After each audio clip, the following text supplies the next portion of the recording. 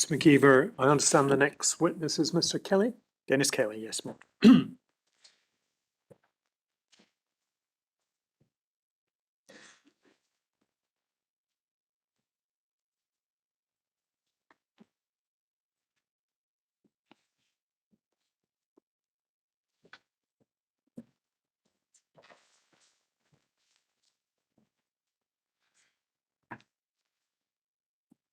Good afternoon, Mr. Kelly. Good afternoon. As you understand, you're about to be asked questions by Mr. McKeever. But before then, I understand you're willing to take the oath. I am, yes. Remaining seated, can I ask you to raise your right hand and repeat these words after me? I swear by Almighty God I swear by Almighty God that I will tell the truth, that I will tell the truth, the whole truth, the whole truth, and nothing but the truth. and nothing but the truth. Thank you very much, Mr. Kelly. Now, I don't know how long your evidence will be. I would anticipate it might take us to 4 o'clock. But if at any stage you want to take a break for any reason whatsoever, just indicate that to me and we'll take a break. Now, Mr. McKeever. Thank you. Could you tell the inquiry your name, please? Dennis Kelly. And who do you work for? I work for Pro LP Consulting Limited. And what kind of business is that? It's a one-man, me, consultancy, water consultancy company. Right, thank you.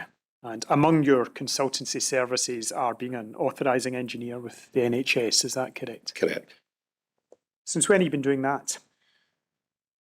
I think I had a look back. The first time I think I did authorising engineer work was when it was first introduced as a concept, and that was around about 2010, 2011. And how did that get introduced as a concept? There were, the NHS use external experts, to use their phrase, to support principally the estates people on a variety of different elements, medical gases, decontamination, ventilation, and water. And the water one, as far as I'm aware, started around about 2010. There have already been authorising engineers for electricity, for example, at that time. And is there a specific requirement to have an authorising engineer for water? And if so, Yeah, I think the boards are told that they should employ authorising engineers, yes. What did you do before you took up with Pro LP Consulting? I've been in the water treatment business for 47 years. Originally in technical sales, then through various management roles, till about 15 years ago.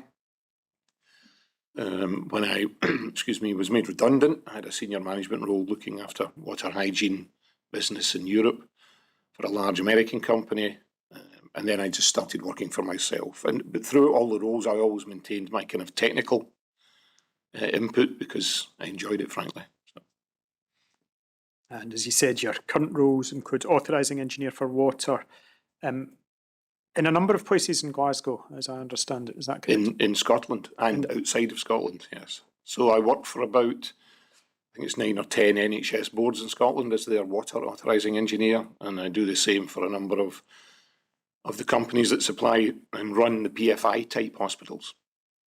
How many hospitals do you act as the authorising engineer at?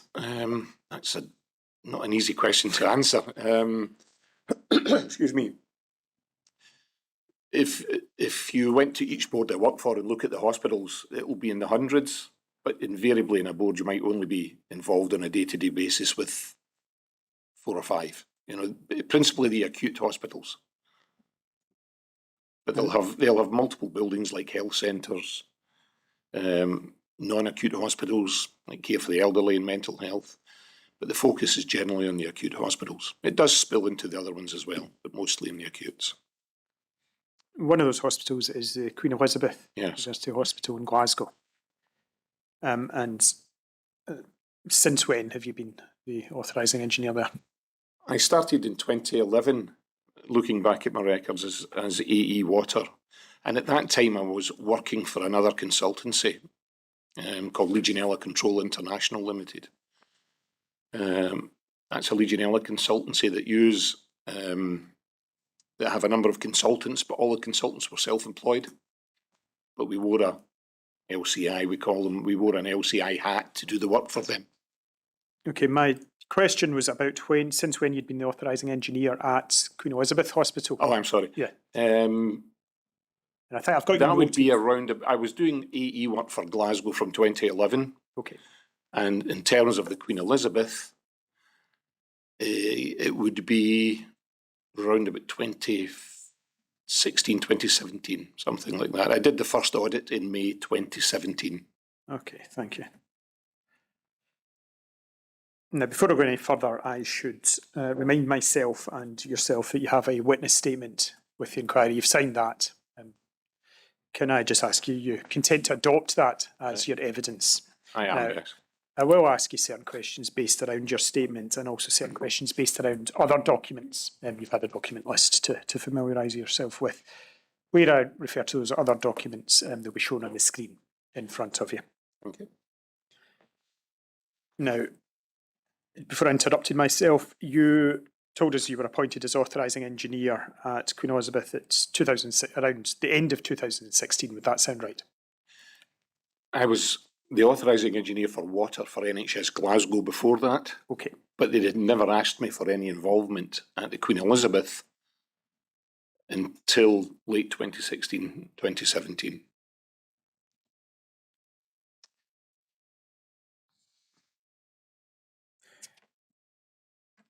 Now, you mention in your statement that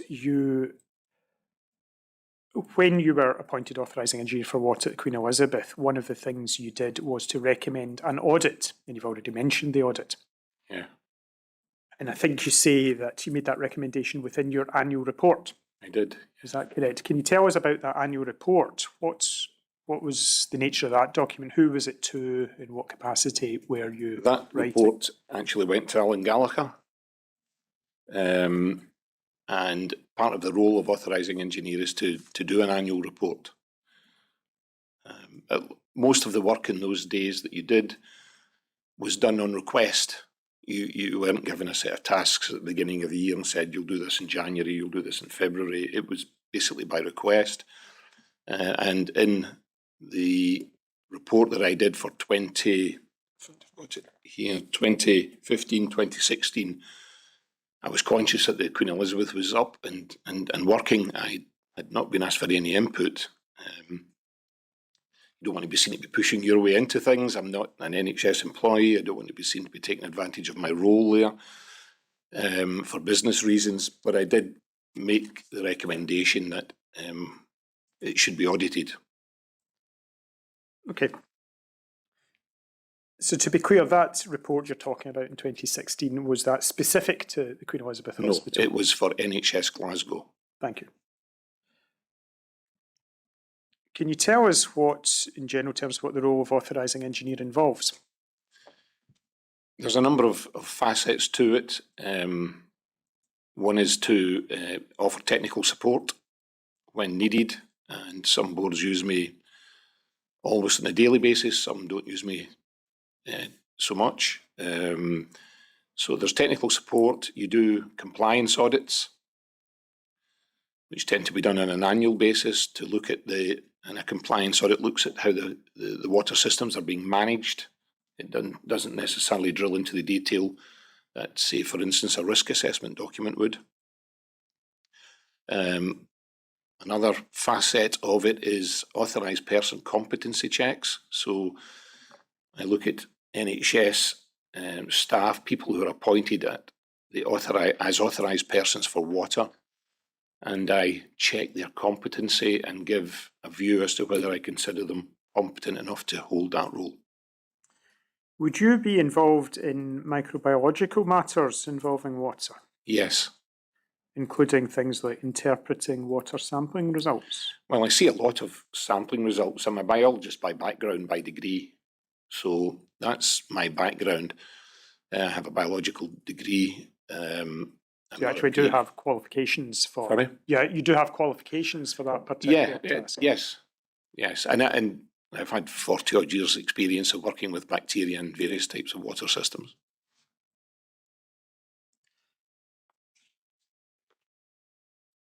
Now, you mentioned among the last answer, there was quite a lot in it, but one of the things I took from it was that your degree of involvement among hospitals can vary wildly. Yes. How do you manage your work? A certain amount of it is pre-programmed. So for GGC now, I have audits in my diary up to the end of the year. In 2015, 2016, it was, can you come and do an audit? And so I'm more or less full-time. I'm not 100% full-time, so I do manage to fit everything in generally without too much problems. How do you ensure that you do have enough time to do your hundreds of hospitals? Well, you don't get asked to audit hundreds of hospitals. You tend to get asked to audit the major acute hospitals. I think Glasgow is 5, so Lanarkshire had 3, for example, and I worked there. So that was where the focus was. Excuse me.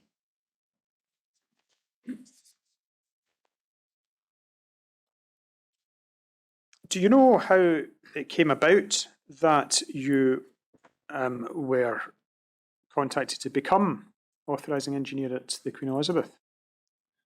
Well, as I said, I was already the authorising engineer for NHS GGC, so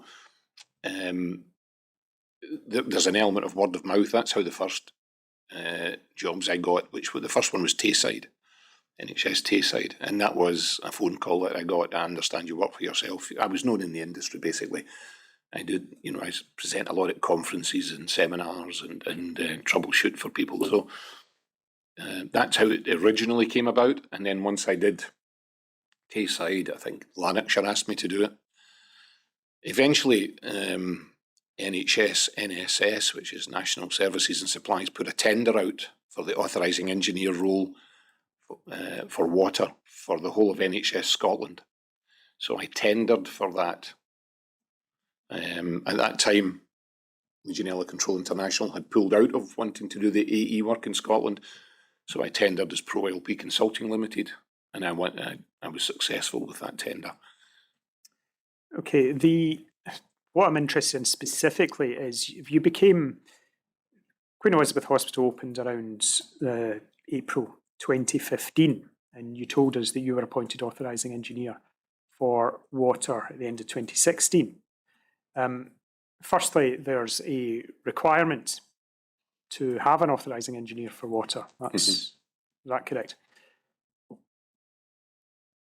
My question is, I suppose, do you know what prompted you to be approached at the end of 2016? Or rather, the first question is, are you aware of anyone having undertaken the authorising engineer for water role before you did it? No. I'm not aware of that, no. Are you aware of what prompted somebody to decide that an authorising engineer for water should be appointed, and it happened to be you? So just to be clear, you're not appointed per hospital, you're appointed per board. So I was already an authorising engineer in Glasgow at that time.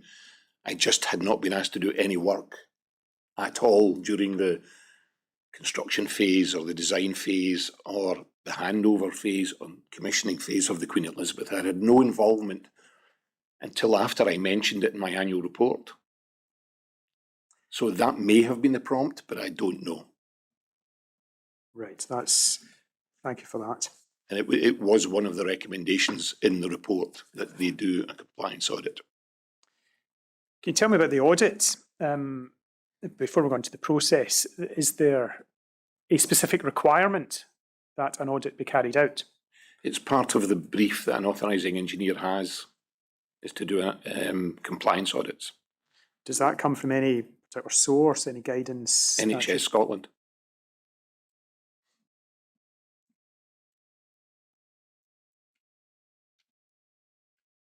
And once you were engaged at Queen Elizabeth, how much of your time is taken up or was taken up at any particular times with dealing with that hospital? To do the audit, the first audit at the Queen Elizabeth, working, it's a number of years ago now, of course, it was probably about 4 or 5 days, maybe 6 days. So part of it on site, gathering data and information based on a question set that I use, and then a few days doing the report writing. That then goes back to the NHS, and they review it, and they come back to me with comment or whatever. So you have that initial 5 or 6 days, and that's long. The Queen Elizabeth, it was the very first time, so there was a lot to look at and go through, and so that took probably 4 or 5 days working from memory. Other than that, I would be asked to do authorised person competency checks. They take 2 or 3 hours per person, and it would tend thereafter to be responding to requests for technical support if they had any issues that they felt I could help with. So is there in fact an easy answer to my question, or is it just simply ad hoc? There's no easy answer, I'm afraid. And it's different board to board. So one board will use me on all the projects, or the new builds, for example, while another one won't. One board might use me for almost every Legionella positive result they get, irrespective of what building they find it in. Other boards don't. You know, they say they've got enough expertise in-house, I guess, so they just handle that themselves. So it's very varied. Okay, and is it, no, that's fine. When you were working for Queen Elizabeth Hospital, who did you report to? The work requests usually came from Alan Gallagher, and occasionally it would come from some technical support from a sector manager who was maybe responsible for a group of hospitals, and there was the odd time they would get a Legionella positive and they would say, I've got a positive, Dennis, I'm thinking of doing this, this and this. What do you think? Is that the right way to do it? Anything else I could do? So that there would be a little bit of that, but with the Queen Elizabeth it was Alan Gallagher. And just to ask you a little bit more, just to get the nature of your role clear, really, one of the pieces of work that you'd regularly undertake would be an audit. Mm-hmm. Once you had carried out, say, an audit, to what extent would you have any control over what happened as a result of that piece of work, or is it not that kind of job? It's not that kind of job. The audit report goes back, and there'll be a set of recommendations. And in some hospitals it's 2 or 3, in some it's 50. It depends on basically how they're operating the water system against what the compliance documentation asks them to do. Once it goes back to the client or the NHS, they can run with it, or they can, I have got no control. I've got no executive role in the NHS, so it's up to them what they do with that document. I have reviewed them from time to time, and NHS Glasgow has asked me to review them from time to time, but I couldn't tell you, not every year, but I couldn't tell you exactly. So if, for example, you were to make a recommendation that a particular piece of work be done, mm-hmm. it would not be part of your role to follow up, to chase, to make sure that that was done. No, but in the following year when I do the audit, you would see if that. So, for example, one of the recommendations for the Queen Elizabeth was to get an up-to-date risk assessment completed. When I went the following year to do the audit, it had been done. So, and that was noted in the audit. Okay. Well, I'll come on to the audits, as you might have anticipated, in due course. But before I do that, you mentioned that, of course, you're not an NHS employee. In general, would you consider it to be an advantage or disadvantage to be an employee or not an employee if you were carrying out the role of authorising engineer for water? I think the NHS take the view that independent support can be useful. Sometimes they may not have the expertise in-house, so they have to go outside for it anyway. But there is an element of if you do your own AE work and you do your own audits, you're kind of marking your own homework to a certain extent. and they try to avoid that. One of the things you mentioned there was being able to bring other expertise to the role. For example, could you outline what experience you might have had with outbreaks or bacterial issues? I've worked on quite a number of outbreaks. The last big outbreak in the UK was actually in Edinburgh, and I acted as an expert for two of the named companies that were suspected of having caused that outbreak. I've worked on outbreaks in various cities in the UK and in Europe as well, in Amsterdam, for example. These have all been Legionella related issues. I've worked on Pseudomonas related issues because they came to the fore more recently in various hospitals in Scotland, where there's been maybe clusters of Pseudomonas patients with Pseudomonas infection, and they're trying to track the source down. Okay, thank you. I'd like to ask a few questions about the hospital prior to your involvement, appreciating that there may be limits to the extent to which you can answer. I wonder if I could interrupt, Yes. Ms. McKeever. Are you familiar with the terms of the Scottish Health Technical Memorandum 0401? I am, yeah. Yes. It's just clarifying the authorising engineer role, because that is a defined position in terms of Part B. It is. Yeah. So, I mean, I have to apologise for being so pedestrian about it. No, that's fine. I mean, you're not a small a authorising small e engineer. You're a capital A, capital E. And you're a point, or rather, let me put it this way. In terms of SHTM 0401, a healthcare authority is required to appoint an authorising engineer. Yes. Among other people. Yes. And so an authorising engineer, first of all, is required, and secondly, is working within a regulatory framework. Yes. Yes. Although particular tasks, no doubt, will depend on being asked to carry them out. That's correct. Yes. Right. Thank you.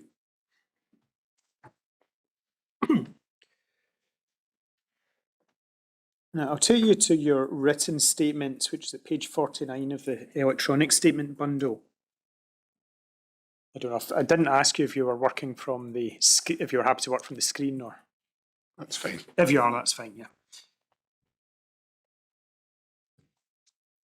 The top two questions there are about the commissioning and validation process. Yeah. I wonder if you can explain in brief terms what that process is. Okay, as I said there, I'm not a commissioning engineer, although I do work with commissioning companies. Effectively, or essentially, a water if we stick with water system, the water system will be put together by a mechanical or an M&E, mechanical and engineering company. And it can be extremely complex, and there's lots of elements to it, and miles of pipe work. And there'll come a day when it's filled with water for the very first time, it's leak tested, and there's a few processes that they go through. But prior to handover, a commissioning company will go in and ensure that the water is flowing where it should be flowing, that the temperatures are correct, that it's reaching all the water is not what we call short-circuiting and leaving stagnant areas of pipe work. And effectively, they are trying to sign off on the fact that it's meeting the design intent, which is a properly working water system. So when it says balancing on there, for example, that's if you had a four-storey building and you were looking at the hot water system, floors 1, 3 and 4 might operate perfectly well and the temperatures are fine. Floor 2 might not, because there's a valve partially shut somewhere or something like that. So their job is to look at that and make sure that's not the case and that the system is operating as per the design intent. So hooked up and operating together the way it should be. Yes, essentially yes. And it's your answer to question 30, you set out some of the things that ought to be checked or done. Yes. Do you know, and I appreciate you weren't involved with the Queen Elizabeth at that time, but do you know whether those things actually were done in respect to the water system? I know there was a commissioning company involved. It was a company called H&V Commissioning, I believe. Other than knowing they were involved, I'm afraid I don't know what they did. I was never, at that time I wasn't involved with the Queen Elizabeth at all. So, but there was a commissioning company, yes.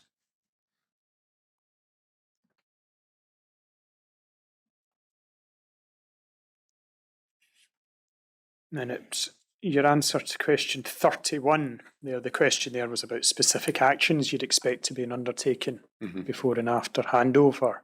And you set out certain matters relating to operation, disinfection, and so on. Do you know whether those things were done? Going by the audit I did in May 2017, on the 4th of May 2017, some of the expected risk reduction actions that you would have liked to have seen in place weren't. The normal, the classic route, if you like, to delivering water systems operating in a way as low as practicable is to do a risk assessment first. Then use the findings of the risk assessment and the guidance documents which are there to help you to define the required risk reduction processes and procedures that you should be going through to keep the level of risk low. You can't remove the level of risk completely. There will always be bacteria in the water coming in to the water system. So we have to operate the system in a way which minimises the opportunity for those bacteria to grow and develop to counts which may be problematic for patients and staff.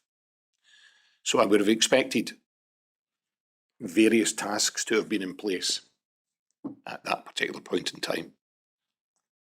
But on your audit, it appeared that wasn't the case. When I do the audit, I actually ask to see the records of task completion, and that there are multiple tasks. It's not, 2 or 3 simple things. It's flushing, taking temperatures, inspecting tanks, cleaning and disinfecting shower heads, flushing calorifiers. It goes on and on and on. I like to go back 12 months in the record system to see that there's evidence that these things have been completed. And not all that evidence was there.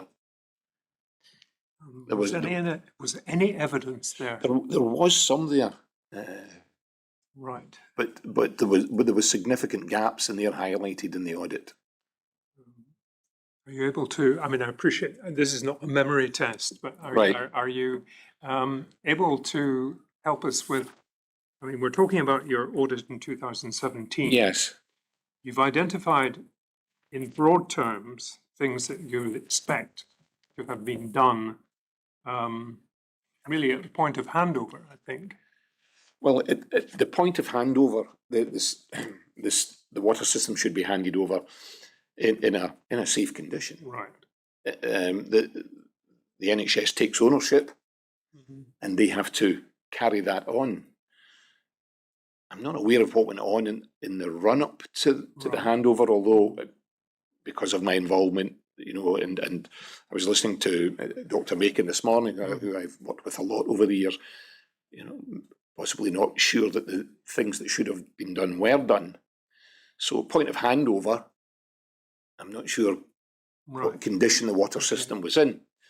If the water system was in very good condition, there should still have been risk reduction processes and procedures in place.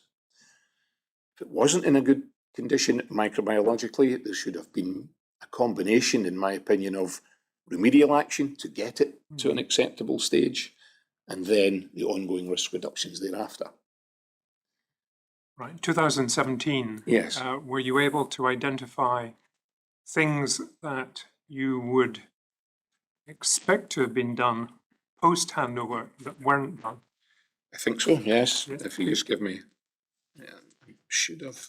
Some I of mean, these. unless I'm taking this out of order. Well, if it assists, I am going to take Mr. Kelly to Right. precisely that Very well. document. Maybe I So should just leave you in the competent hands of Mr. McCann. Right, okay. we may look at that, but it's some length. So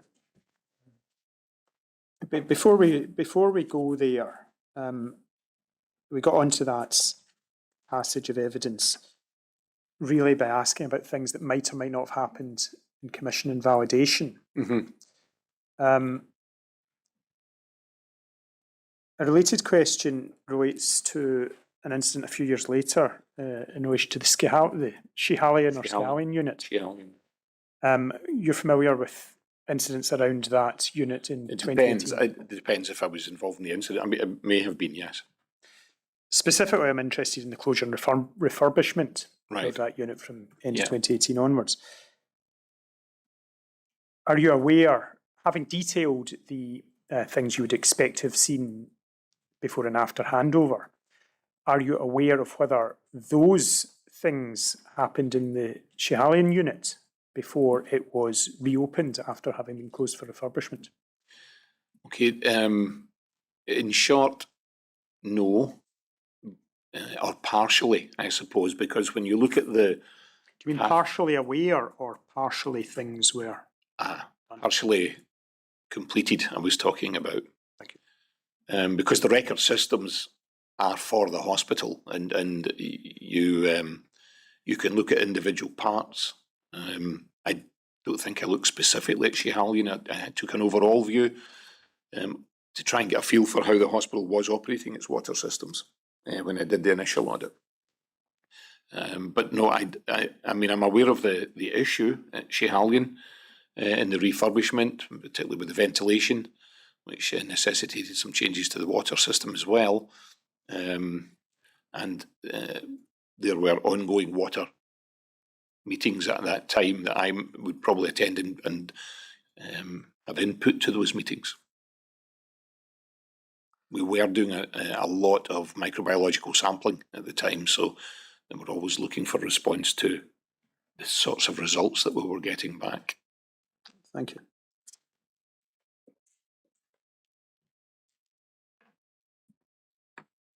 And finally, before we move on to the to your audits, one document that comes up again and again is 2015 DMA Canyon Risk Assessment Report. Are you familiar with that document? Sorry? Are you familiar with that Yes, I am. document? And I think it's question 47, which would be page 9 of the paper, copy 52 of the bundle.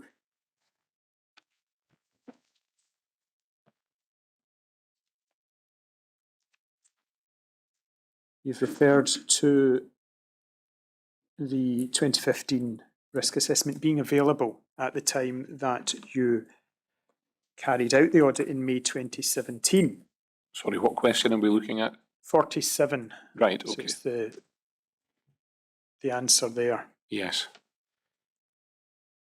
Were you aware of the 2015 risk assessment at the time that you recommended in 2016 that the audits be carried out? Yes.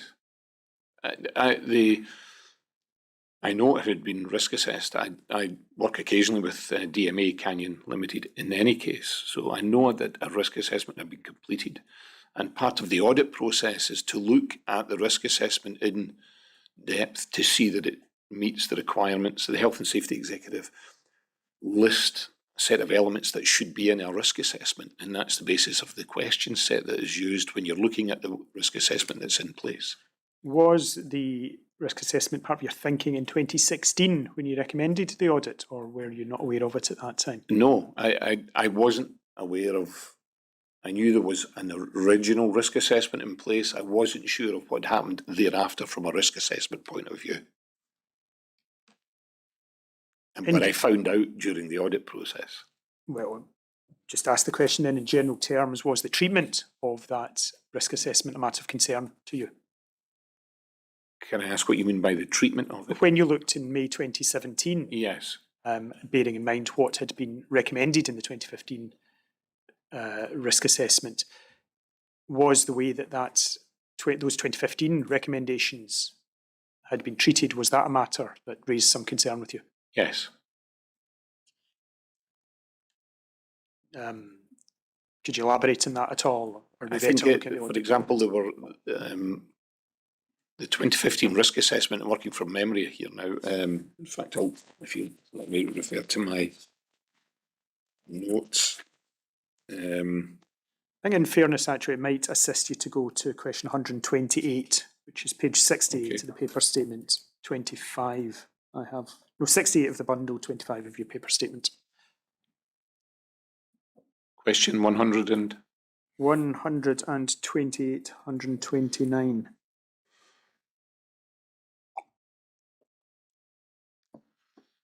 So the outcome from a risk assessment is generally twofold.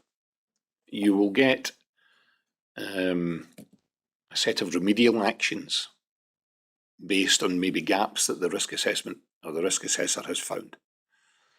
Some of these could be structural with the water system, some of them could be managerial if the paperwork wasn't right, if the training records weren't available. So there's a broad scope of what can be in the remedial actions. So that's one of the outcomes. The other outcome is you may get advice as to what to do on an ongoing basis to keep the water system as safe microbiologically as you can. So that's your two outcomes. When I looked at it, now looking at my answer here, there were remedial actions in the risk assessment, but I couldn't see any evidence really that they had been addressed. And is that across the board? No, I think I was specifically concerned. Can you go to the next page, please? Is that possible? Yeah, I mean, there was a risk assessment. Will look at the water safety plan that's in place in a building and comment on its suitability. There wasn't a water safety plan that I could see at the time, so that was an example. There was other examples in the risk assessment. I think some dead legs were identified, and in risk reduction terms, dead legs are the enemy. We try to avoid them at all costs. I couldn't see any evidence that they had been removed or had been addressed. So there were a number of things that did stand out from the risk assessment. I had the data on the management personnel wasn't there. There was also a cold water storage tank on floor 12, which feeds a helipad, and it wasn't in that particular risk assessment, but it may have been excluded from the scope. Oh, thank you. I think at this point I can turn to that audit of May 2017. It's bundle 15, page 1042. Mm-hmm.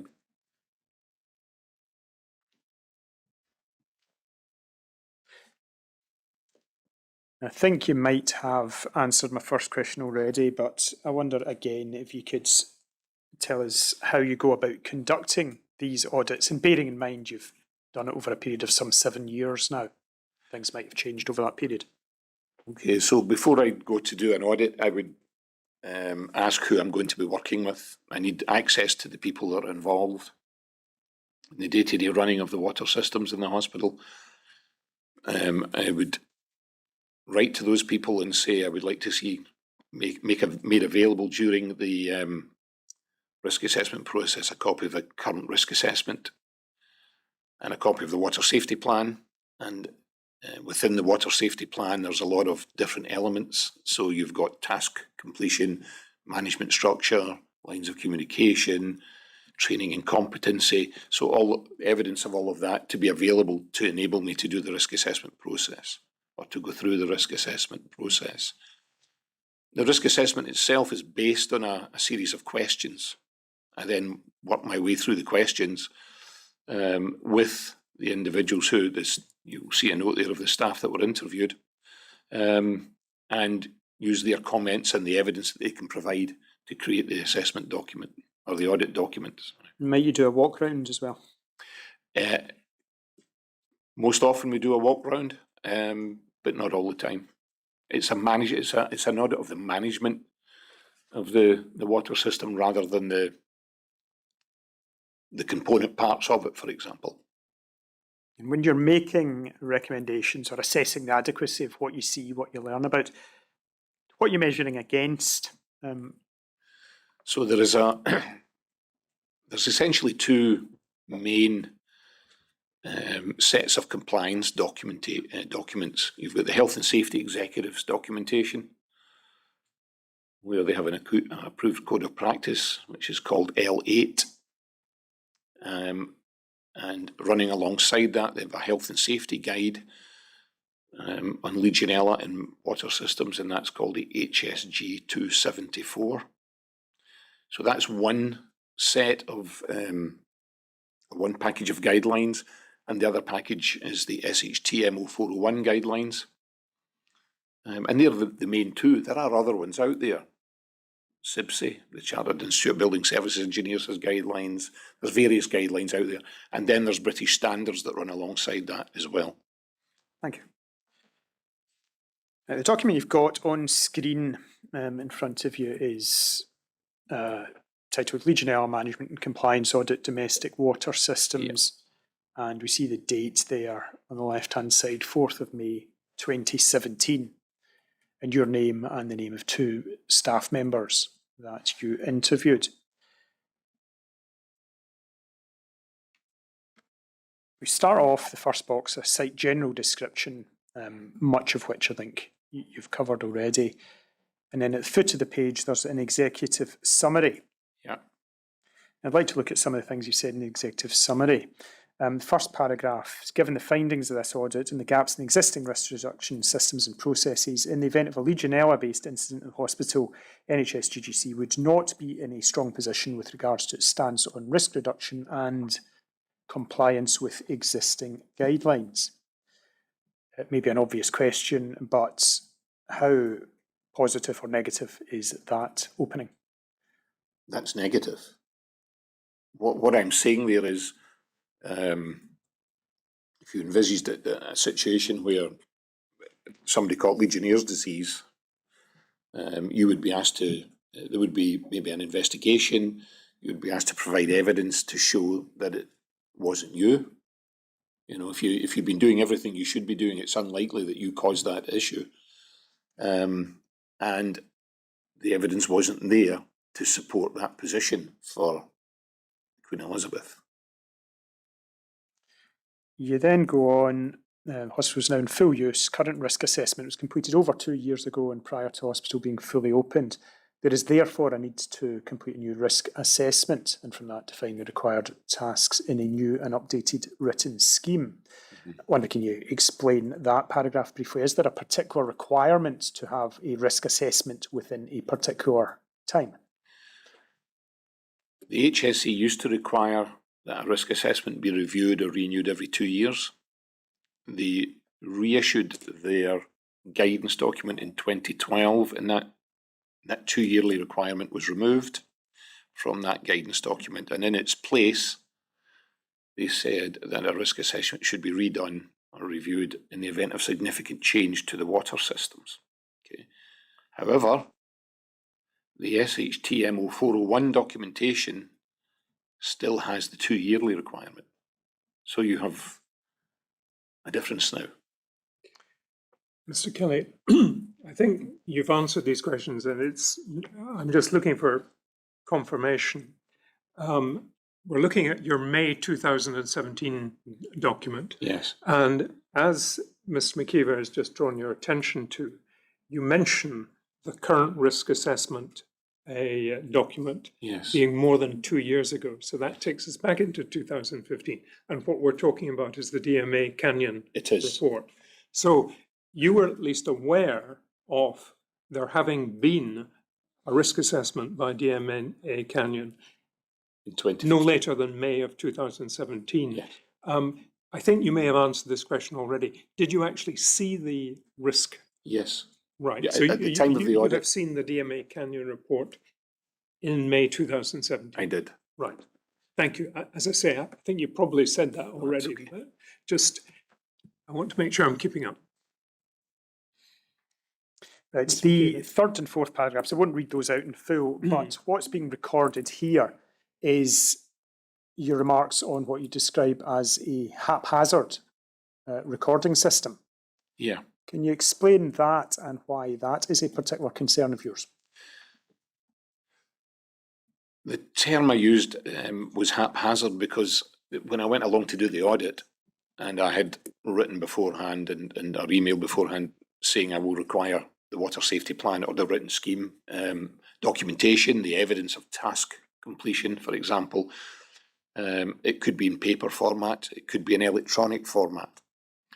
It could be a combination of both. There were some paper records, not a complete set. They were difficult to find. They weren't, it wasn't as if they were sitting on a shelf, one folder next to the other. I would ask for some information, and somebody said, I think I've got that over here. So it wasn't a well-controlled environment in terms of documentation at that particular point in time from a water perspective. So that's why I used the term haphazard. And the issue with it being haphazard, because there is an issue with that, is that part of what a responsible person should do or an authorised person should do is review the records, look for trends, see if things are going awry and proactively try and address them. And if the records were that haphazard, then it's very difficult to do that, probably impossible to do that. I've got to say, when you look at what happens there now, it's superb. But this was my findings at the time in 2017. Okay, we'll get there in due course, but how are the records now? How do they compare? The records are excellent now. They're accessible, they're all there, they're up to date, there's actually no gaps at all. And they're very impressive. You recommend in the fourth paragraph there, as the hospital is extremely large and complex, it may be beneficial and also increase efficiency and levels of compliance, task completion of an electronic-based planning, control and recording process for Legionella-based risk reduction processes and procedures was considered.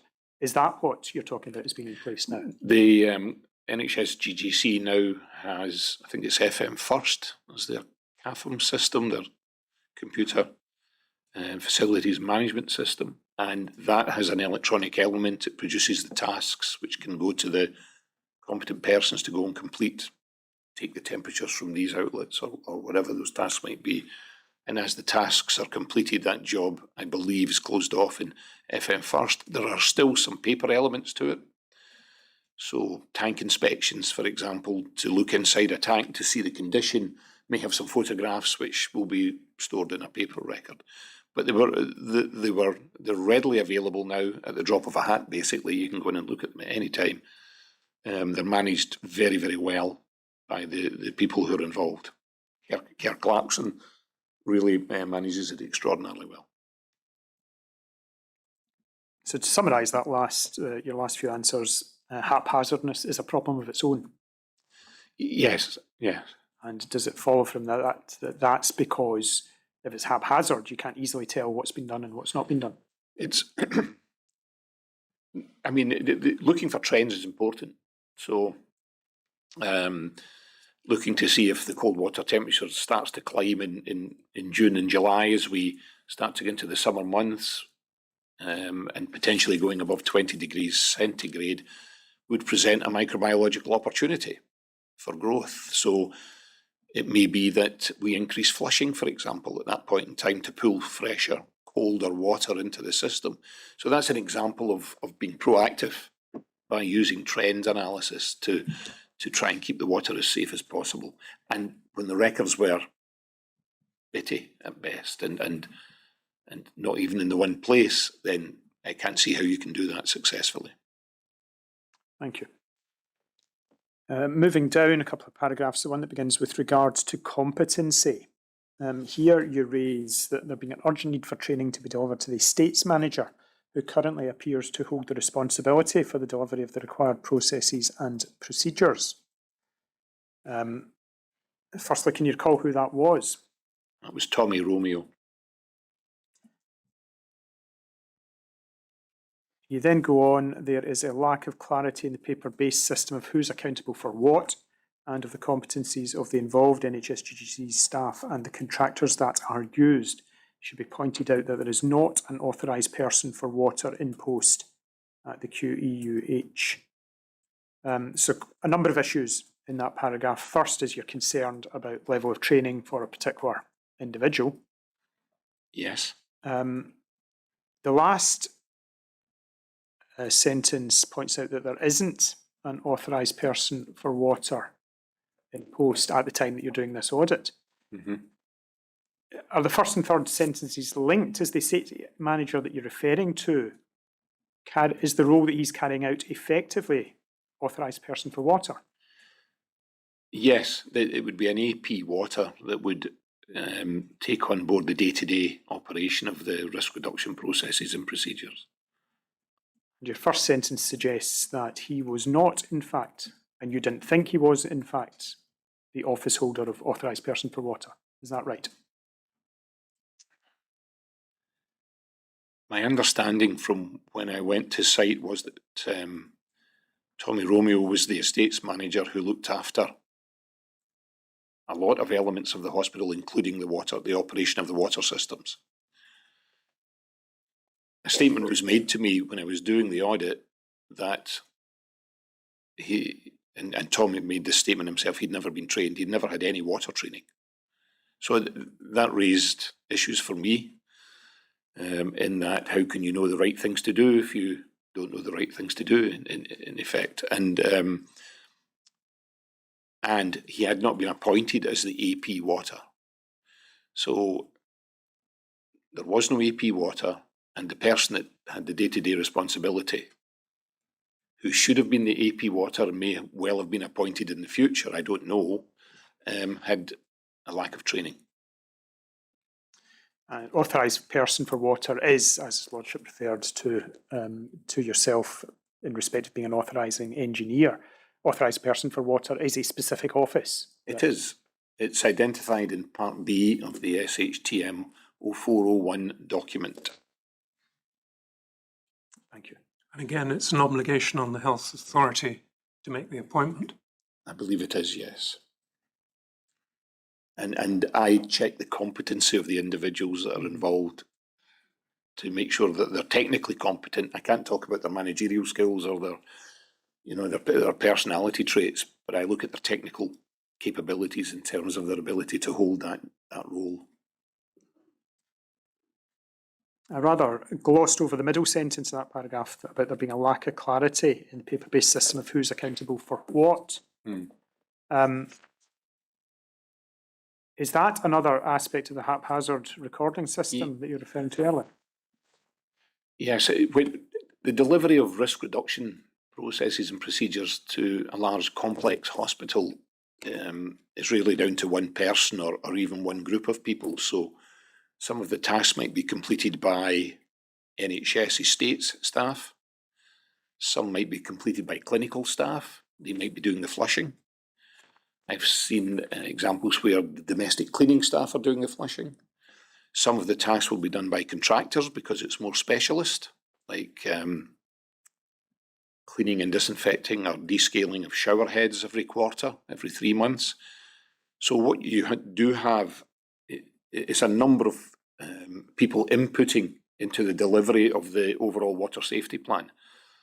And one of the things we look for in the audit is clarity about who is responsible for what, so that it avoids finger pointing in the event things get missed.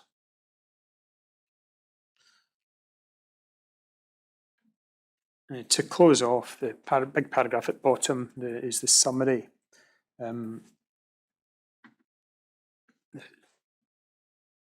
Would you point out certain aspects that need to be improved?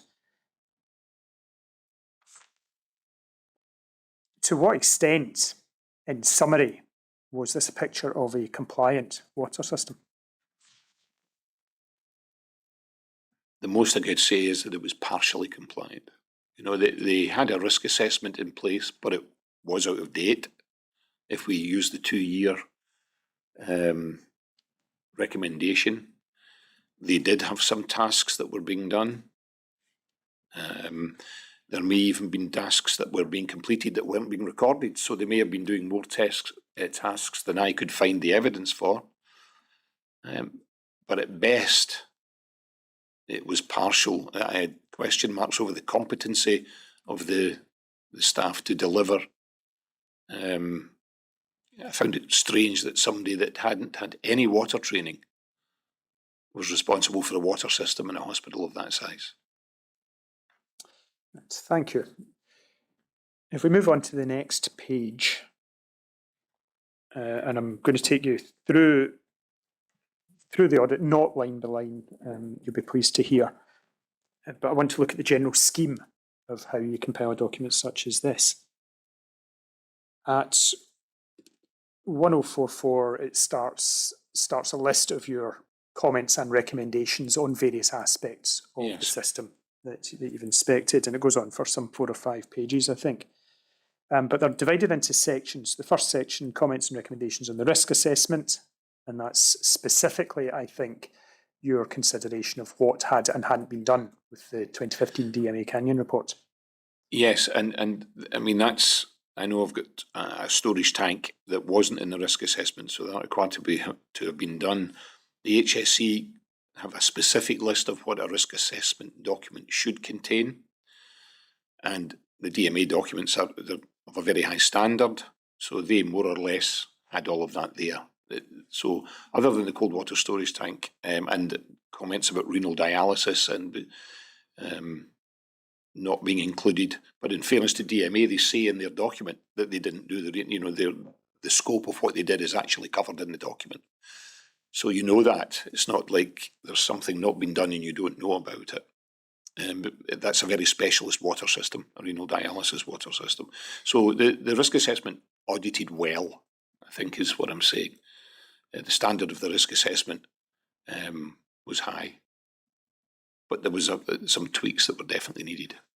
Okay. So there are 5 separate comments and recommendations on the risk assessment, and then each of the blue boxes is another heading, schematic drawings. And each section is based on a question set for that section. Okay, well, I'll take you maybe to the first of those then. If we go down a few pages to, I think it will be 1049, it may be 1048. 1048, that's the end of the recommendations. So we can see here that among the various sections, we get to 54 recommendations. Yes. And if we go on to the next page, in fact, it was at the very, sorry, back up. The very bottom goes straight on to the detailed narrative of risk assessment. So number 1 is what you've been speaking about. Is there a written risk assessment in place for the building water systems? And then we get your narrative in the right-hand box, which goes on to the next page about describing the 2015 risk assessment. And if we go on to the next page, you'll note that your recommendation is that there should be, as a matter of urgency, a new risk assessment completed. And that's what you've been telling us about. I think it's important to note that the risk assessment was completed in an hospital with no patients in it. So once patients and staff move in, you start to see the patterns that as to how the water system is being used. And it's important that it's assessed to see that the way it's being used isn't increasing risk in any areas. So there may be examples of cleaners' rooms that are just not being used. You know, they're using a room at one end of a corridor but not at the other. And these are the sort of things that you would get from a new and updated assessment on a working building as opposed to an unopened building. In perhaps its most obvious sense, this would be the change of circumstance that you were referring to that should prompt a new risk assessment. Yes, in both counts, in terms of when the recommendations of when you should do a risk assessment, from the HSE's point of view, significant change. And from the SHTM point of view, it was over 2 years since it had been done in 2015. So on both counts, it should have been redone. Thank you. So we shan't go through it line by line, but each of these rows is another question and then a narrative of your findings. Yes. in response to those. Where do the questions come from? Is there a set list, or is this something that you come up with yourself? The questions on risk assessment are based on the requirements for what should be in a risk assessment as defined by the Health and Safety Executive. And that list can be found in the HSG 274 document. Thank you. So passing over 2 and 3, if we see box 4 is asking the question of whether the risk assessment addresses all the water systems in the building, and are there any defined as being excluded from the scope? And you then give a fairly long narrative in the right-hand box, but Yeah. this identifies a number of smaller systems that were included. But do we see the second paragraph is the issue you referred to before, which was that you were concerned about a tank on floor 12? Yeah. What's the significance in particular of that tank? It's difficult to know the significance. My understanding is, and I'm not a fire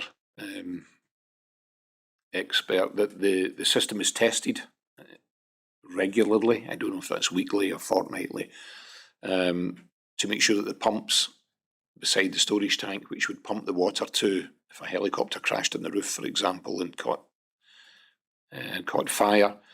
So you have to be sure that the pumps work. So it's tested on a very regular basis. If you're testing and pumping water, you could be releasing a lot of aerosol. And if the water in the tank was contaminated or microbiologically active, you could be then spreading organisms around via that aerosol. So that was the concern. So the concern is you're identifying a risk, Yes. potential risk that hasn't been taken into account. Oh, yes. On the next page, we've got concerns of a different nature at 7 and 8, which are relating to whether the risk assessment can contain details of specific persons involved in risk reductions. And then 8 is slightly different, an assessment of competency. Yeah. And in each case, your narrative indicates that you found the practice wanting. Yes.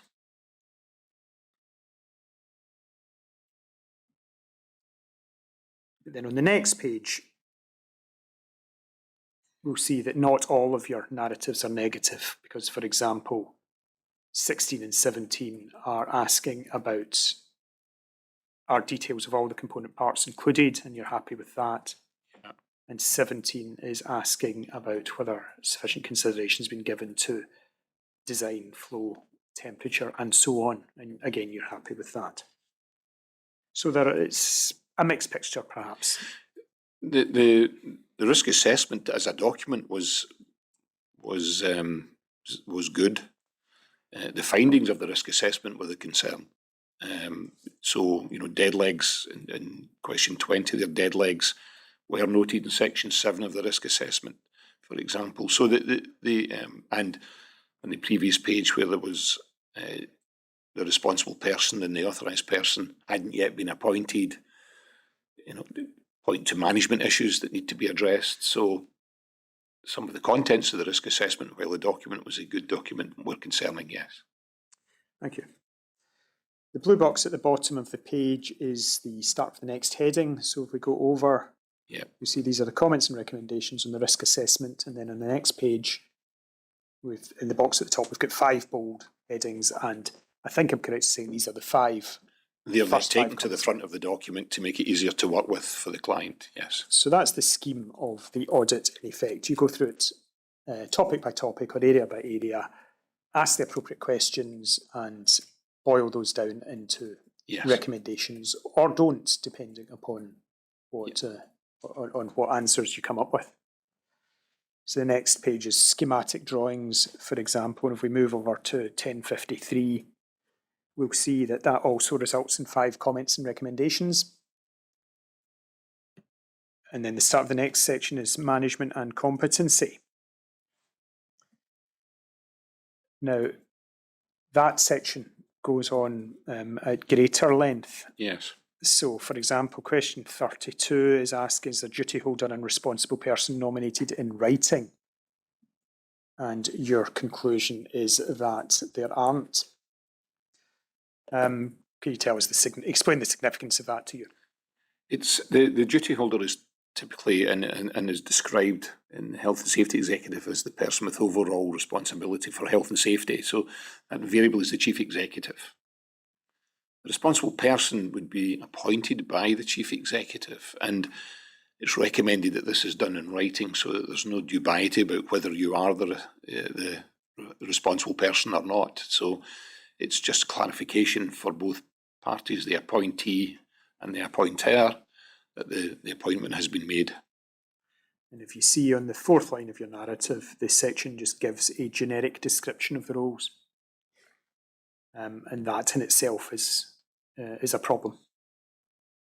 In your view, is that right? Sorry, that in itself is the problem in your view. Yes. Yeah. If we go over the page, we've got perhaps a similar box 33 is their clearly defined management structure, which also includes the relevant on-site personnel and service providers and contractors. And you observe there's no names management structure available on site. One should be added. These are all elements that you would expect to see in the water safety plan or written scheme document. So these would all be elements of that document. Could I just interrupt? Going back to 32, it's just I'm not sure I understand what you're saying there. You say there's a folder entitled the Water Safety Logbook. Now, do I understand what you found there was simply descriptions of roles, but no allocation of individuals to these roles? I'm working on memory now. And I've got to be honest, I can't quite remember exactly how it was structured. It was quite some time ago. But there was definitely a lack of clarity, or I wouldn't have, about who does what, I think, or I wouldn't have made that statement. That's the best way I think I can put that. Thank you. So, seizing on the phrase lack of clarity, do we again see that as a theme arising through this section? 33 is about management structure. 34 is about lines of communication. In each case, is your response drawing attention to the lack of clarity? At 36, the issue is, I think, slightly different. You asked about copies of on-site personnel training records.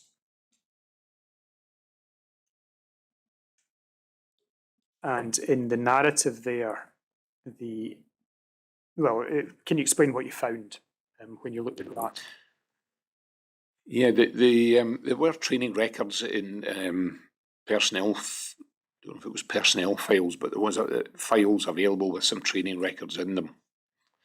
And I made a comment that a collated form can be useful rather than having to go through multitudinous bundles of paper, which in that collated form now does exist with NHS GGC. So I looked at the training records of the individuals that I was looking at, Phyllis Urquhart and Tommy Romeo. I know that Phyllis had water-based training in the past, but Tommy Romeo had none. And that's what came out of that. And I made that comment. The manager has not had any water or Legionella-based training. And again, I said the manager is not an authorised person. So I recommended that training should be done as soon as possible. Thank you. Again, at 37, we see you being asked, do all staff have relevant up-to-date training in place? And here you're observing it's simply not possible to answer that question. No, the evidence wasn't there. If I go and do an audit in NHS GGC now, it is there. And this is not just the estates manager it's most often an estates manager I'll be working with. It's the authorised persons that might be working underneath him and the competent persons below that. The competent persons, typically the technicians, technician grade, maintenance assistants that will go out and complete some of the tasks like taking temperatures and doing flushing. So all that information is now available on an electronic system. in NHS GGC. There was nothing there that I could find on the day of that audit or the 2 or 3 days of that audit. Thank you. At 38, the question will be split over the pages, but the question is there evidence available in the written scheme of the It's the contractor competency competence, yeah. of service provider and contractor staff? In a way, it's a similar point, I think, which is that you don't know the answer to this. I mean, I did know about the DMA Canyon Limited were the main contractor for provision of some of the water hygiene services. And because I know the company, I know their level of competency, and it's very good. But there was no evidence anywhere. DMA included in their risk assessment document, there'll be documentation on the competency of the risk assessor. But the point I was trying to make here is that if you are using any contractors for on site who will come on site and touch the water system in any way, shape, or form, they should have at least awareness training to know the implications of what they are working with, or what the implications would be of working with the water system. I think it's important, and there's been a big move in the industry to do that now. Contractor competence is very, very important. And Glasgow is very good at that now. NHS Glasgow is very good. They will interview people from time to time, plumbers, and if they haven't had awareness training, they'll see you can't work here. At the very top of the page in the narrative box, there's not a formal written scheme available on site. Written scheme has arisen The a water couple of safety times. plan, yeah. Yeah. Is that an issue of its own, a problem of its own, the fact that... Yes. So you're tasked legally from a health and safety executive point of view to do two things with water systems. One is you must risk assess them. And the other thing is that you must deliver risk reduction processes and procedures. And what those processes and procedures are contained in that written scheme document, or in sometimes called the water safety plan, along with a raft of other information like training records, like competencies, like the definition of who does what, accountabilities, should all be in this working document. And I couldn't find what I would describe as a formal written scheme at the time. Thank you. If we go over the page, please, I think it's one more page. This section concludes with comments and recommendations. Again, we've got 1 to 9 on this page, and then if we go over to the next page, it goes up to 11. Yeah. And then the next section is dedicated to the written scheme, monitoring and records. And the first question there at 43, is there a written scheme in place? And again, you're making the observation that there is not. There is no adequate written scheme is exactly what I've said, which suggests to me that there was bits and pieces there. But there wasn't, I think the word adequate there is, there was not a document there that would usefully help deliver the risk reduction processes and procedures with confidence. The need for a written scheme is important enough that it merits a whole section of your audit. Yes, and again, the contents of what should be in a written scheme are described by the Health and Safety Executive in a list in that document HSG 274. So the questions are based on what's in that list. The very fact that you are asking yourself that question and the answer is nothing adequate of itself is a significant negative, is that right? It is. I think in fairness, you're saying within this answer at the bullets that there are certain elements available when you look for them. My question, I suppose, is how satisfactory is that arrangement? Well, it clearly wasn't enough. One of the elements that is required is a risk assessment, so that was there. And reading my second point there's a folder in the Estates Office titled Water Safety Logbook. It contains some of the requirements of a written scheme. So some of the things were there, but you only need to miss one thing and the risk is increased, I suppose, is the best way to think about it. You could do all the temperatures every month that are required. You could clean the shower heads, but if you're not doing the flushing, it's not going to work. And the consequence of there being no written scheme or there being a positive records is that you can't know whether all You of can't those be elements are confident that you're keeping the risk as low as is practicably possible. Thank you. If we go over the page, I'm looking for box 47. It's at the bottom of this next page. The question here is, what's the level of completion of the programme tasks in the written scheme over the past 12 months? And do we again see here a partial answer? Yeah. And again, is the significance the same, that if the answer's partial, you can't? Yes, it's what I was referring to earlier on, and when I said that there was something that when we were talking about haphazard. So there should be monthly temperature records taken at what we call sentinel outlets, and as I say there, the 3 months in 2016 there are no records. That doesn't mean it wasn't done, but it does mean we can't evidence that it was done. And that's a concern, because if the temperature for those 3 months in the hot water system had been 40 degrees or in parts of the hot water system, that's a microbiological opportunity again. No, thank you. If we go over the page again, I'm looking down to box 48.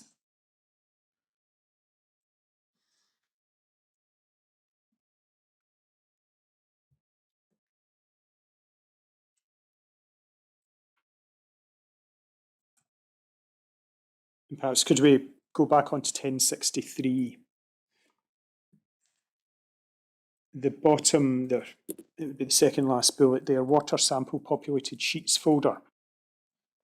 You're recording here that this folder contains record of Legionella samples that have been taken in QH. Samples are taken on a monthly basis and not from the same areas each month. The samples are sent to a laboratory and sample detail form is supplied by that lab. But then it states the form does not state whether samples are taken on a pre-flush or post-flush basis. Samples are taken by NHS estate staff. It's not known if these staff have received specific training on how to correctly take Legionella samples. And then the results are sent back and stored electronically. Is this an example of what you're saying, whereby there's some records of things happening, but the records themselves are not good enough for you to take satisfaction about anything? There's, with this one, it's specifically talking about Legionella sampling. There's very clearly defined techniques that you must employ when you're taking water samples. It's not just a case turning a tap on and putting water in a bottle and sending it to the lab. And I talked there about pre-flush and post-flush samples, and they tell us different things. So a pre-flush sample would tell us if we had Legionella living in the tap, because you take the water immediately it comes out of the tap. A post-flush sample is designed to tell us if we have Legionella in it. It'll tell us we have problems further back in the system. We have a system issue as opposed to a tap issue. But there was no indication of what these samples were, whether they were pre-flush or post-flush. And the techniques for taking pre-flush and post-flush are different. They involve disinfecting the tap for the post-flush, removing tap inserts and things like that. So my view was at the time that the people hadn't been trained, and it's likely they were not, if samples were being taken, and there were some being taken, they weren't being taken correctly. Now, you might still get positives back or non-detectable samples back, but it's open to question if the sampling technique is incorrect. And this, would you agree with me that this is a particularly significant paragraph here? It's dealing with an important matter, Legionella sampling. It's dealing with an important matter, and it speaks to the comments made earlier about lack of training as well. I believe eventually that sampling was contracted out to DMA Canyon, and they know how to sample perfectly. So it was addressed ultimately by doing that, but it was a concern at the time that we had untrained staff maybe taking samples incorrectly, which could lead to us getting results that were not correct. So this would be an example of the type of scenario you illustrated earlier, where you can do 4 out of the 5 tasks, but fail on the 5th, and it invalidates or Yeah, undermines the legitimacy of the whole process. and there's also an element of the haphazard here. You know, we're taking samples, but when I dig in and have a look, I'm not convinced they've been taken correctly. So that's a concern for me. Thank you. Can we go back to 1064, please? And can we scroll down to box 59? And there's one last reference here to the written scheme, 59. Does the written scheme contain an audit trail for out of Yes. specification situations which allows for remedial actions to be tracked through to completion? Your answer is no. This has been commented on earlier. Yes. Is it fair to say this would be a particularly important box for yourself? What you will find when you deliver these risk reduction tasks and processes and procedures is that from time to time you will get out of specification results. So your temperature should be greater than 55 at a hot outlet, for example, and you get it at 45. What's important then is, what do you do about that? And you should record what you do about it through to closing the problem out, so that you can evidence you had something out of specification, you defined the remediation, you completed it, and effectively it was signed off. And I couldn't find that, and that's what we call an audit trail, and I couldn't find any evidence of audit trails. Thank you. So at the bottom of this page, we start the comments and recommendations in the written scheme, and if we go over, it runs to fairly lengthy. It goes to 19 on this page, and then I think to 26 ultimately on page 1067. And we then move on to the correct and safe operation section. Number 61 I'm interested in. Is there evidence in the written scheme that any dead legs are removed? And your answer there's no evidence that any dead legs have been removed from the site. And you make reference to the 2015 DMA Canyon report having identified some dead legs and those being detailed in the recommendations section.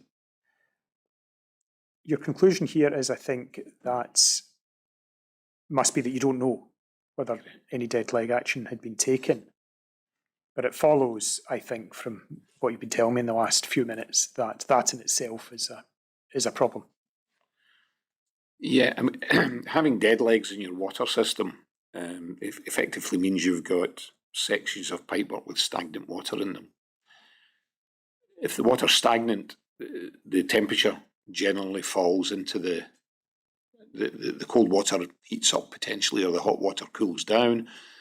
And we always try to avoid water between 20 and 45 degrees, because that's the area that's most conducive to bacterial growth, or the range that's most conducive to bacterial growth. Additionally, if we are using chemical disinfectants at any time in the system for either shock disinfection or continual disinfection, which I know you were speaking about this morning, if you have a dead leg, the chemical doesn't get into the dead leg. It just passes by the end of the pipe and nothing goes in. So you lose the chemical attack that you might have on the microbiology in a dead leg. And that being the case, the dead legs then become areas where biofilm can develop quite happily, and then leave the dead leg and reseed the system with microbiology. Yep. So they're very important.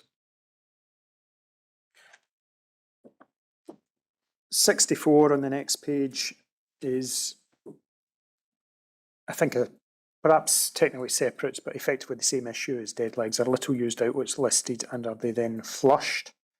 And you record here that you don't have, other than some areas, you don't have any indication as to whether flushing was taking place. But does this again illustrate the problem that you've been telling us about, that if you don't record things, then you can't tell whether they're being done or not? The guidance calls for little used outlets, which is any outlet that's not been used for 7 days, effectively, to be flushed twice a week in healthcare. It's once a week outside of healthcare. And it's to do with delivering fresh water to the outlet at the right temperature, and if you're chemically dosing, delivering chemical along with that fresh water. So if it's not happening, while it doesn't constitute a dead leg, you do effectively have stagnation in there. So it's a microbiological opportunity again. The big issue with it, and this happens, it's not a Glasgow issue, it's an NHS issue, is who does it, because it can be a huge task. And some hospitals use clinicians, some use domestic cleaning staff, some use estates, some use contractors. But I couldn't tell who was doing anything here, if anybody was doing anything, and that was the big issue. Yes, no, I understand. So this section concludes at the bottom of the page with 3 recommendations and a 4th on the next page. And we then have a section on ongoing water treatment, which isn't applicable. At that point in time, there was no chlorine dioxide going into the hospital water system. Fair.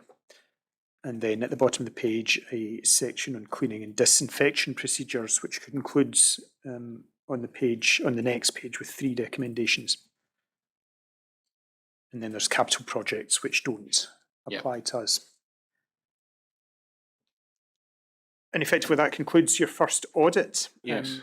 These are I think as we said, 54 recommendations, and this is how you arrive at them. Set list of questions, come up with by yourself, and that's the distillation of observations, things to work on, negative points.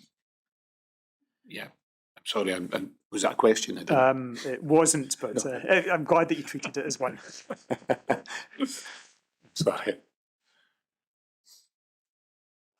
I think you answered already my question, but how satisfactory is an audit like this? It's not particularly satisfactory.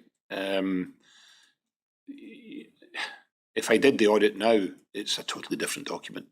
Well, we'll come on to that, but in May 2017, how concerned did that make you, given that you would be aware that at that point the hospital had been open and had patients for some 2 years? I was concerned, very concerned, which is because these are strong recommendations. They're not minor recommendations, many of them. And 54 is a large number of recommendations to come out of a hospital audit. Were you able to form a view on how safe the water system was at that time?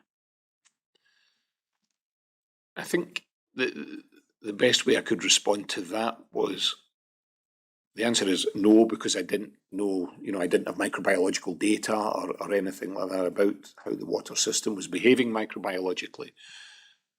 But what I can say is that I was concerned that it could misbehave microbiologically given the findings of this audit.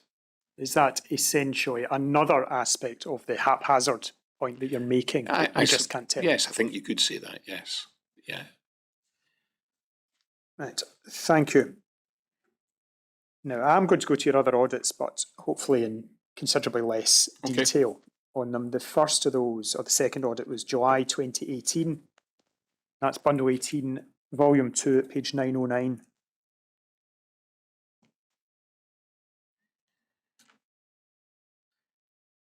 And again, we see the date of it, 23rd July 2018 in this case, your name, and then there are 3 other staff interviewed on this occasion.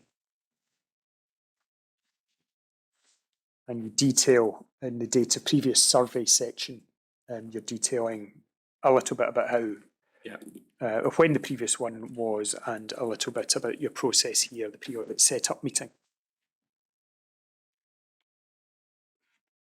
Do you have it on screen in front of you? Yes, I do. Yes. Yeah, yes, I do. Can you tell us about the pre-audit setup meeting? What did that cover? Sorry, I didn't hear that clearly. clearly. The pre-audit setup meeting that you describe in the date of previous survey box. What was the purpose of that? I'm, again, working in memory. It was just to go through what I would be looking for.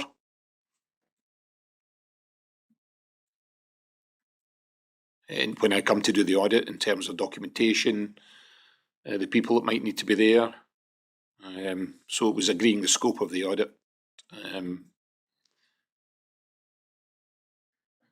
As described in the paragraph above. So essentially it was to try and make, I think, the because I don't normally do that, but I was asked to do it in this instance. It was to try and make the audit itself, the mechanics of the audit, go smoother than possibly the first time we did it. Thank you. On the next page is, I think, the executive summary. And the first paragraph here describes the previous audit, and you're noting that since that time there's been a microbiological issue in the hot and cold water systems in the Children's Hospital, and that's resulted in a significant level of focus in terms of providing the correct risk reductions processes and procedures in those properties. The second paragraph is noting that the updated risk assessment has been delivered. Yep. And that presumably is satisfactory to you. And you record that there in the third paragraph. It's pleasing to note that there have been significant improvements and advances in delivery since the previous audit in 2017. But then you note in the fourth paragraph at the bottom of the page, while the improvement is to be commended, there still remain a number of issues that should be addressed. Many of these are required in the task definition and delivery area. As an example, these would include issues such as clearly defining and delivering a little-used outlet flushing regime that meets the requirements of the SHTM and SHG standards. Now, is that the last issue that we discussed on the previous audit? Yes. And what you're noting here is that it's still an issue. Still an issue, today. yes. How much of a concern is that to you, conducting another audit after a year's gap? Flushing is very important. Keeping the water moving is one of the key ways in reducing bacterial opportunity. So if the water isn't moving, there's increased bacterial opportunity in the water system. So, and very often, and I said it's not solely NHS GGC that this is an issue, it's defining who does it, because many people say it's not my job, and to turn a tap on, and it is as simple as turning a tap on and flushing the water out. The NHS guidance asks for it to be done for a period of 3 minutes. The Health and Safety Executive Guide is slightly different. Well, setting aside the content of it, to you as auditor or assessor, is it a concern separate, and a concern in its own right, that you've made a series of recommendations in 2017, and when you return a year later to find that precisely the same concerns are in place? Yes, it's clearly a concern. I note where some of the things have been done. I guess I'd need to go through it line by line to see if I've noted that elsewhere. But yeah, it's still a concern, yes. If we go over the page,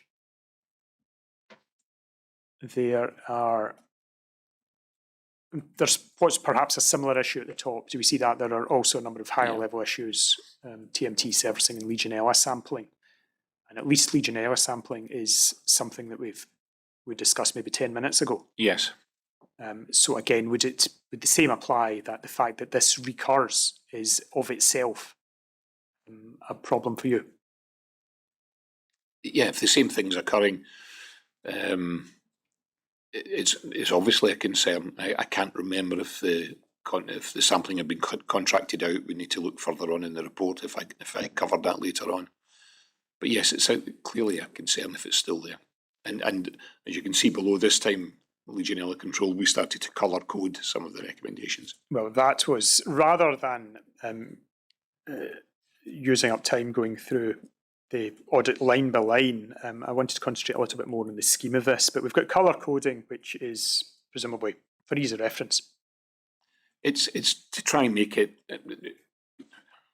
the urgent requirements jump out rather than having to read it all. Okay, so if we scroll down, we can look for those. So if we go down to the next page, we see the summary of recommendations start here. Now it's got a bright blue box and then kind of greenish blue boxes indicating where these recommendations come from. So this time we've got, rather than 5 recommendations from the risk assessment section, we've got 1. 1, yes. And does it follow from that that's an improvement over? Yes, it is. Yes. then schematic drawings, we have 2 on this page, and then over the next page, yes, we've got 2 for schematic drawings. For management and competency, if we scroll down, we have, oh, this goes on, but we have nothing red yet. Written scheme, if we go down that, it's only now on page 916 that we start to get to the red recommendations.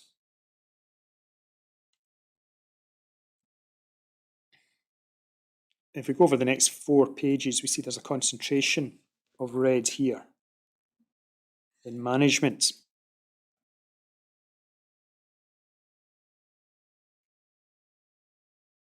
And then at 920, we've got more red in the correct and safe operations section. And then I think over the page, there's more red in ongoing water. No, there isn't. Water treatment is yellow.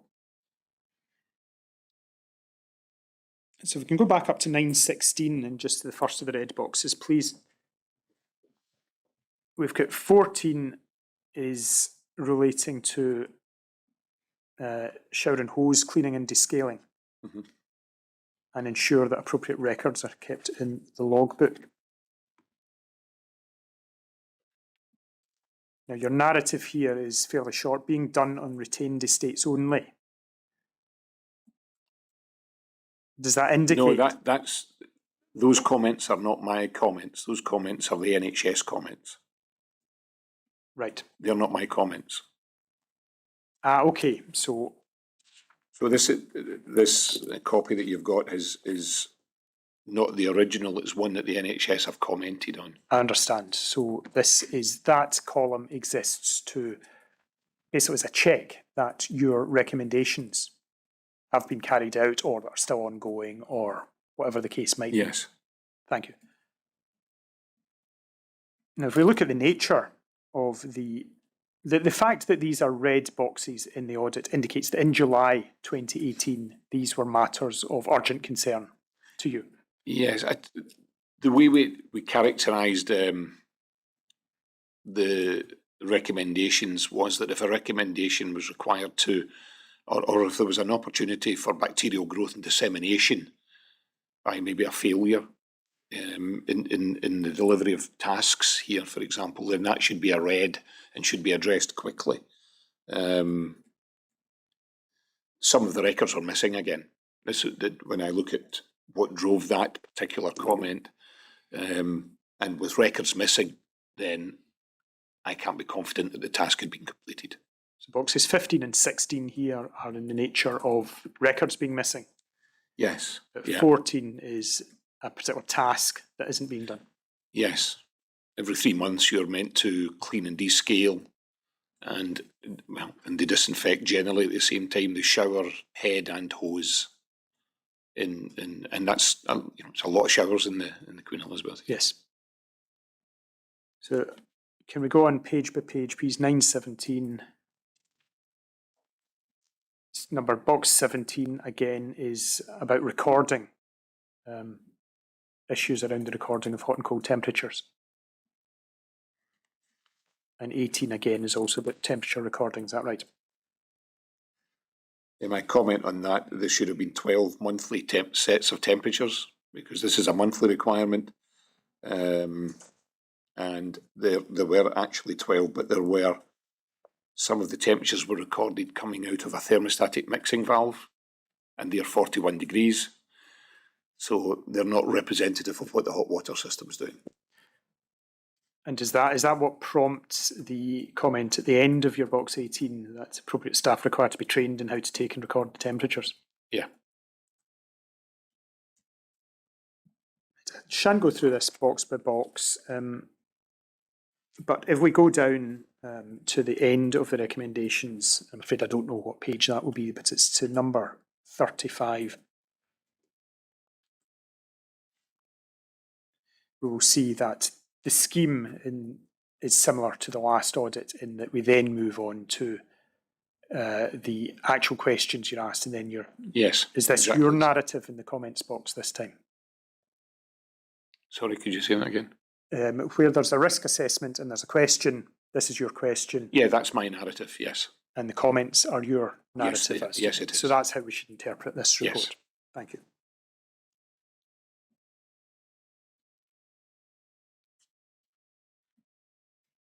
Now, I don't, for reasons of time, I'm not going to go through these individually. I'm not going to attempt to, but in general, to summarise, would it be fair to say that in some areas, when you're doing the 2018 audit, you're recording an improvement, but in other areas, you're recording things that you've recommended but that haven't happened?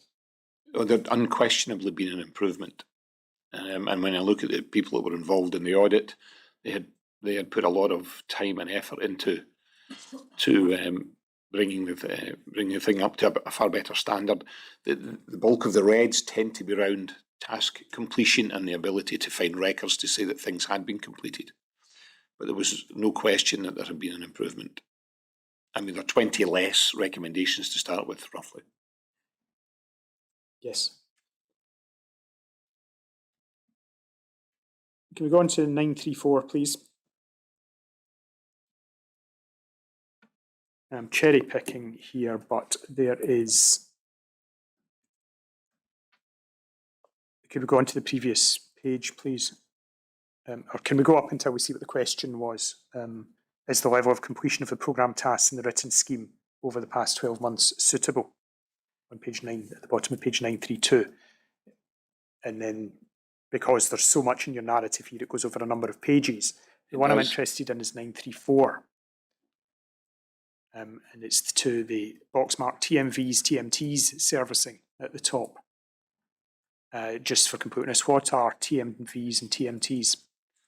Thermostatic mixing valves and thermostatic mixing taps. So these are the scald prevention devices.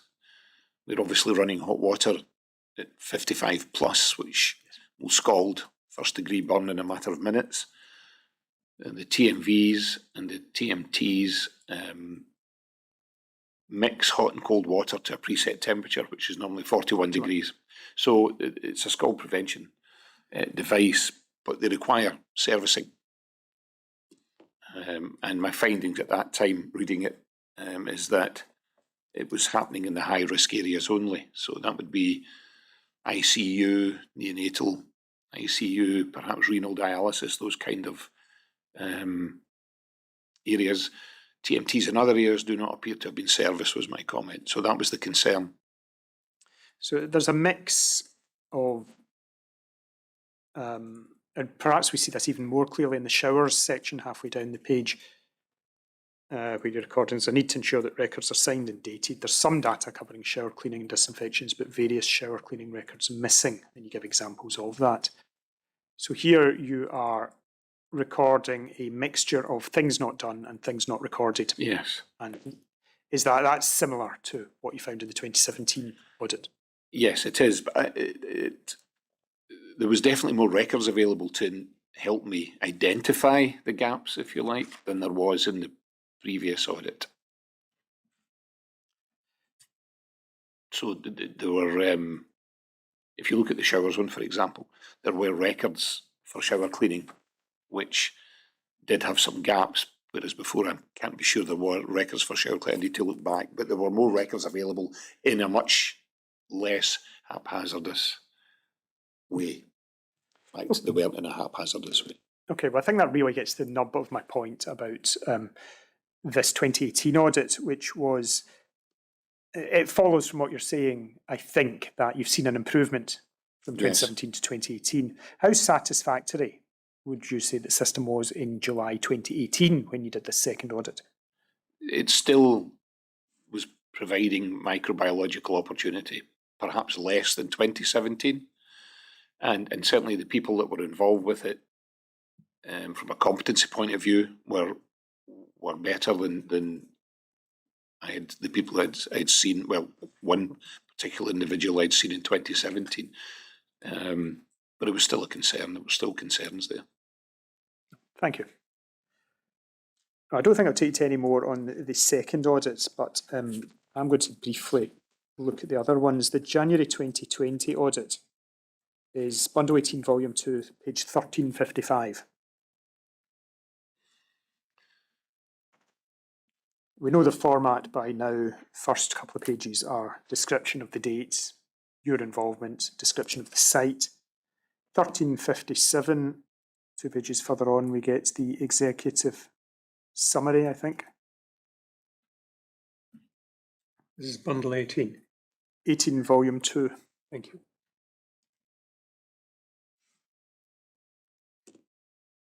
It's fairly lengthy, executive summary here. I shan't ask you to read it, but in general, would you agree with me that here you're very focused again on the record keeping? Yes, yes, it's a key part of the risk reduction process, and the stance that I tend to take is that if there are no records there, there's a chance that the tasks were not completed.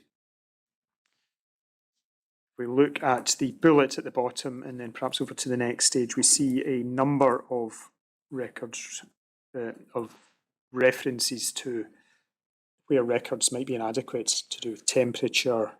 Then on the next page. I mean, if you go back to the previous page and look at the first one on there was only 5 records of temperatures being taken, and when temperature is your primary means of control, that's concerning. Well, that's what I was going to ask then. Given this your third audit, and it's now Yes. some 3 years after you've started to raise issues such as this, how concerned are you in July 2020 to see something like this?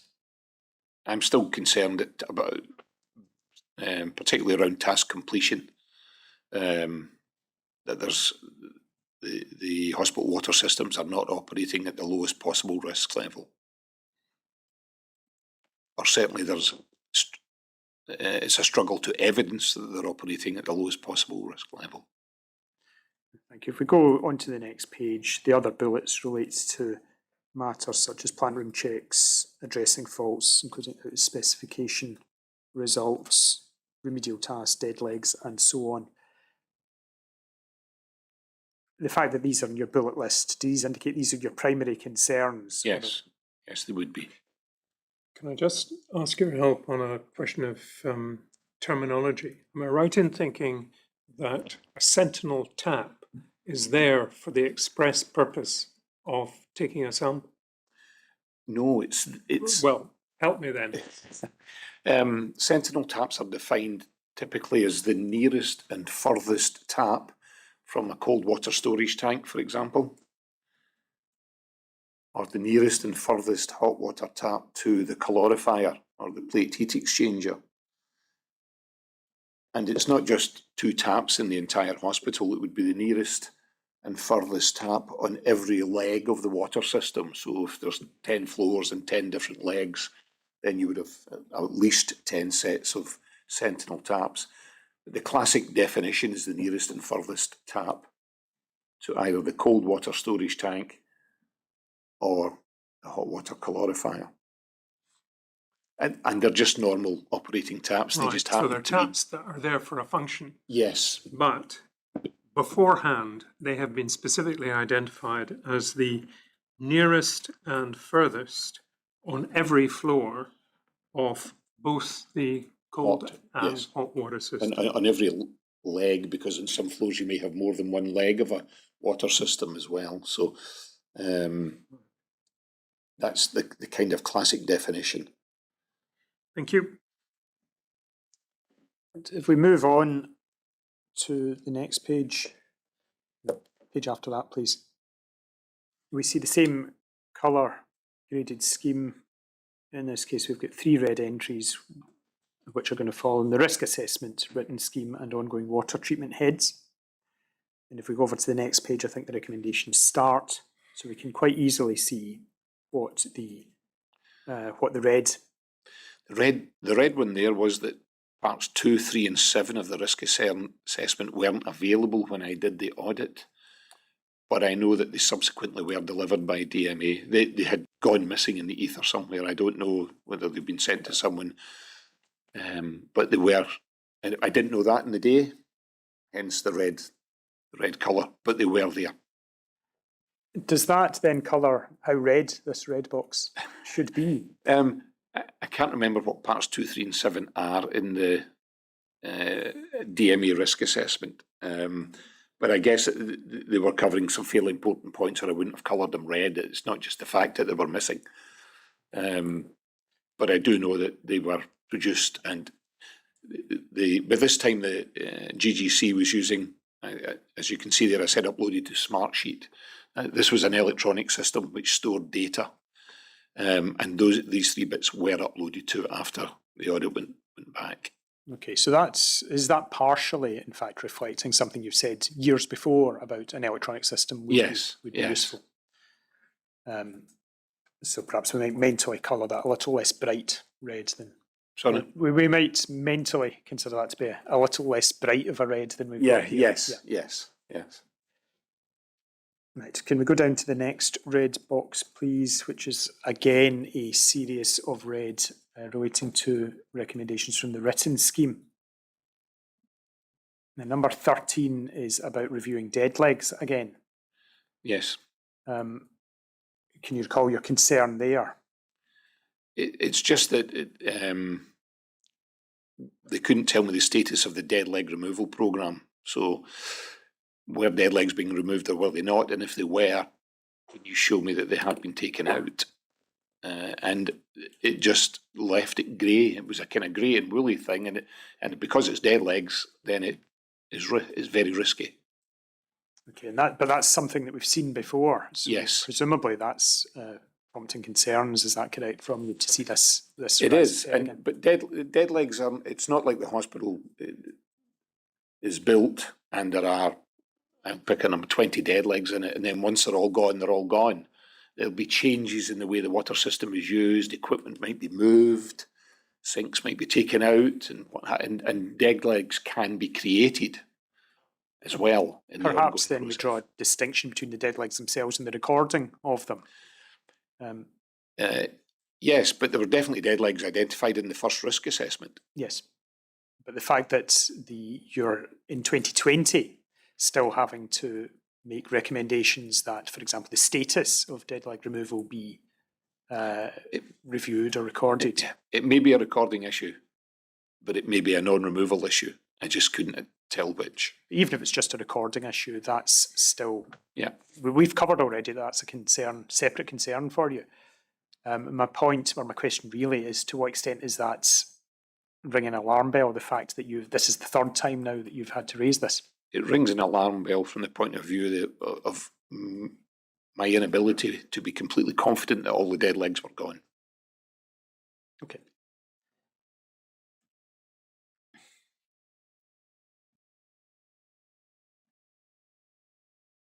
Now we can read, I suppose, these recommendations for ourselves, but is it fair the remaining red ones here are, again, largely about recording things?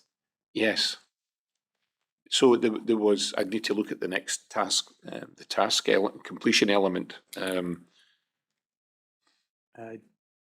we go over the next page, please? Just for completeness, we've got a sea of red on this page. Yes. And again, it's reviewing, recording, ensuring that tasks are completed. Is that right? Yes, it's task completion again, yes. It's the same problem over and over again, that you've asked for recording, or you've recommended that recording be done, and when you come back, it might have improved, but not to the extent that's going to make you happy. Yes. And if we keep going down to the end of the recordings list, we see that we're at 43 this time, which I think is, am I right, that's gone back up? It's gone back up, yeah. Does it follow from the fact that there are more recommendations does that make this a worse audit, or is it not as simple as that? No, I think a lot of the things had been addressed bar that task recording situation. So I wouldn't like to say it was necessarily worse.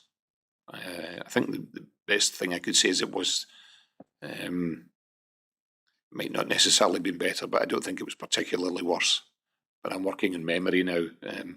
I don't think it'd be right just to look at the number of recommendations and say if it's higher, it's worse. No, that's fair. Well, maybe I'll just ask your memory of your own recollection then.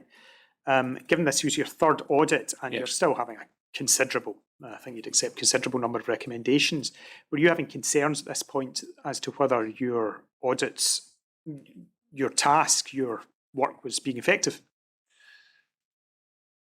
I wasn't at the point in time, but I can see the reason why you're asking the question. What we do now in Glasgow is when the audits go back in, we then have follow-up meetings. We have a standard operating procedure where we have follow-up meetings and go through it line by line with the relevant estates manager and the compliance manager. But that didn't happen back in 2020. That in a way anticipates what my next question was going to be, which is I was going to ask whether there had been a process available to you, if you were concerned, to raise such concerns. I raise the concerns in the report, basically. With anyone else is what I mean. No, there wasn't a process to raise them with anyone else. I didn't send them further up the line, for example. I had my contact that I worked with, or my point of contact that I would work with. But other than that, I didn't do anything other with the reports. The report became the property of the NHS and for them to use. But that was kind of it, really. Okay. Well, lest I inadvertently mischaracterise what you just told me a moment ago, the follow-up meetings that you're describing now, are these also internal, or are they? These are following up with the people that you've done the audit for. Is that correct? Yes. So if we pick a hospital like Glasgow Royal Infirmary, I would do the site visit, the audit report. Within usually about a month, we would then convene a meeting with the estates manager that I work with, the hospital, who'll be a senior manager, and usually a compliance manager is involved, and we go through the recommendations line by line and update the status of them. Many of them will have been done because we see far fewer recommendations now. Okay. Well, on that note, the February 2021 audit, the fourth one, is at page, I think we're still in bundle 18, volume 2, so it's page 1402 of this bundle. And again, the format's the same. So we start with the site description, and then in the next page, the executive summary, still site description, so the executive summary must be in the next page. Here in the first paragraph, you are describing that it was previously a lengthy and time-consuming process. However, much improved record systems and updated processes that have been developed and successfully implemented have made this a less onerous process. You record problems in January 2020 of finding records and evidencing procedures being completed, but that's a matter that has been, at the time of this audit in February 2021, is that matter that's largely been addressed? Yeah, a lot of the things had been addressed. The format of this audit was slightly different. It was split into document A and document B, and the reason for that was that the management review, because the people involved here manage the whole site, so the management review covers the whole site. So we did it separately because we were going to do audits of the task completion per hospital building. So rather than repeat the same thing time after time after time, we split it into document A and document B. So the document B element will be specific to the Queen Elizabeth, and yes, a lot more was being done. Okay. I think I may only have document A. Any questions for you on that? But just to keep it brief, it's page 1407 to 1408. We see now that we are onto the next page, a shorter list of recommendations. Yes. 14, and they're mostly yellow with some orange. Yeah. Presumably that's much better. Unambiguously an improvement. Yes.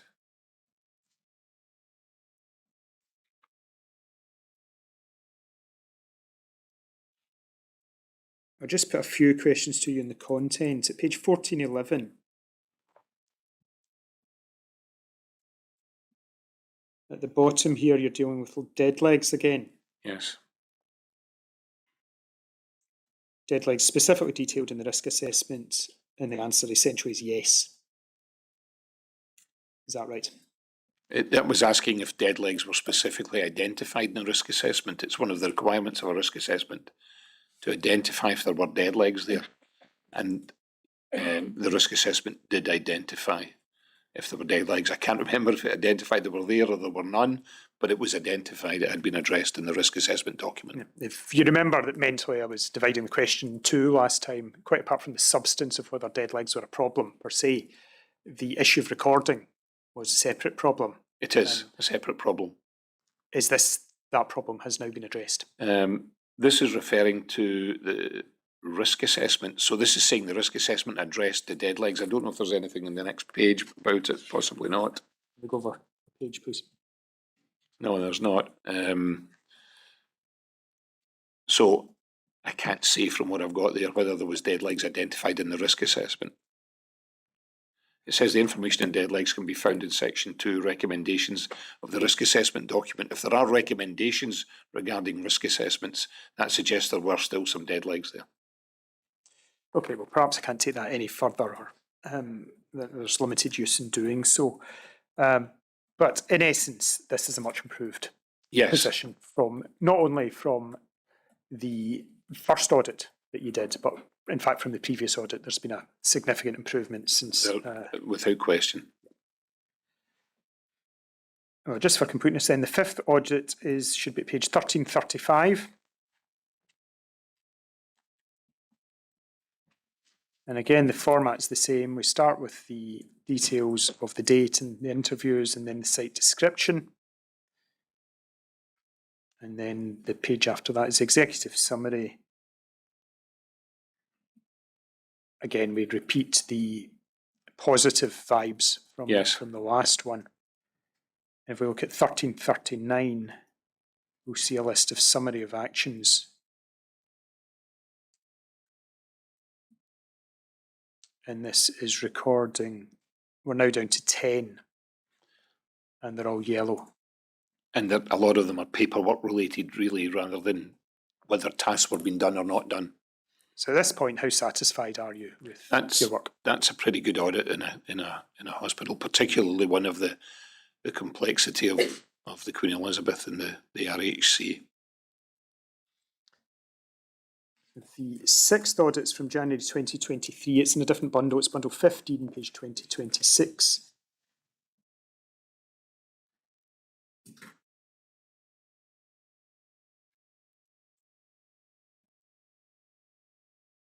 And again, the format is the same. If we can look at, on the next page, the executive summary here, there's a couple of points I'd like to be clarified.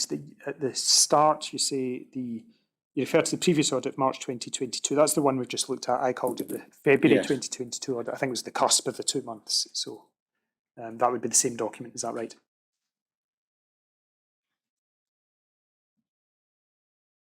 In the fourth line, you're saying the current audit yielded 9 recommendations. Yes. And that's favourably compared to last year's audit review, which had 23 recommendations. Now, we just looked at, I think, was it 10? Yeah, that was 10 in that one section. That was part A rather than part B. And if we'd gone to part B, we'd have seen another 13. Yes. Yeah. But in any event, this year we're down to 9. Yes. And you go on to explain that there are 2 new high-risk recommendations, and they're about the provision of a new in-date risk assessment. Just trying to find that. That's on the 5th line there, yes. Yeah, 2, yeah. But when it comes to addressing last year's audit, the recommendations have been virtually addressed, and it's pleasing to note the recommendations from the extant risk assessment had been completed, but you're now recommending that we get a new one. Yes.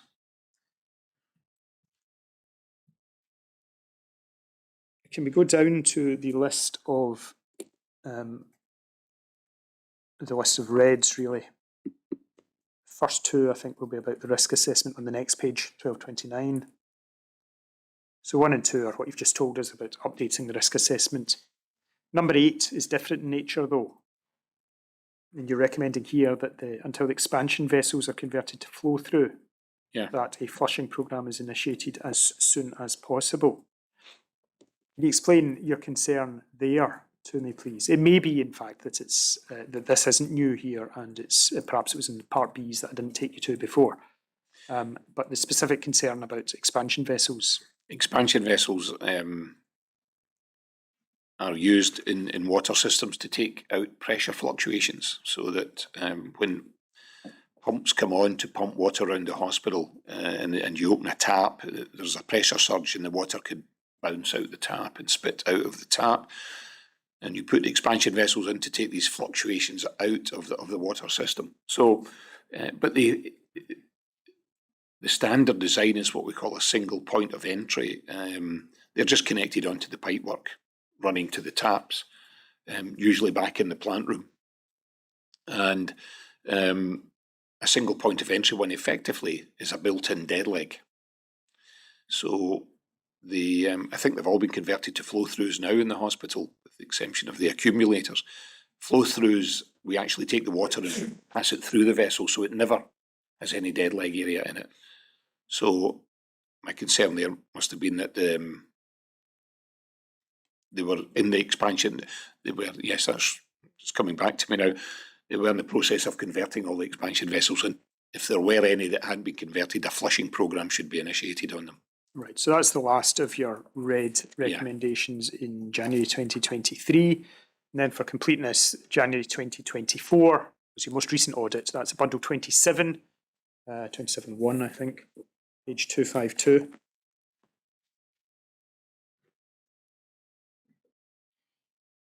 And if we go down to the recommendations at page 255, we see we're now down to 7 recommendations, and if we look at the red one there, it is the same flushing vessel, expansion vessels point that's been taken over.